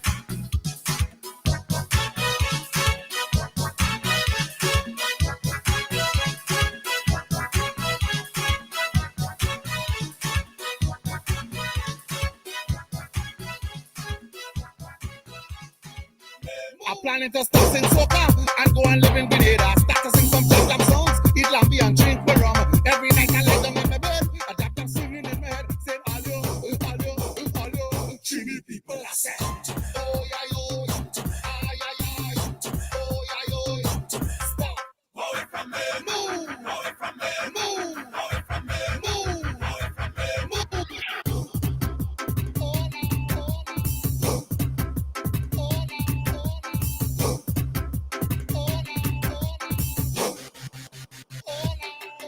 All you come in the jab jab, all you come in the jab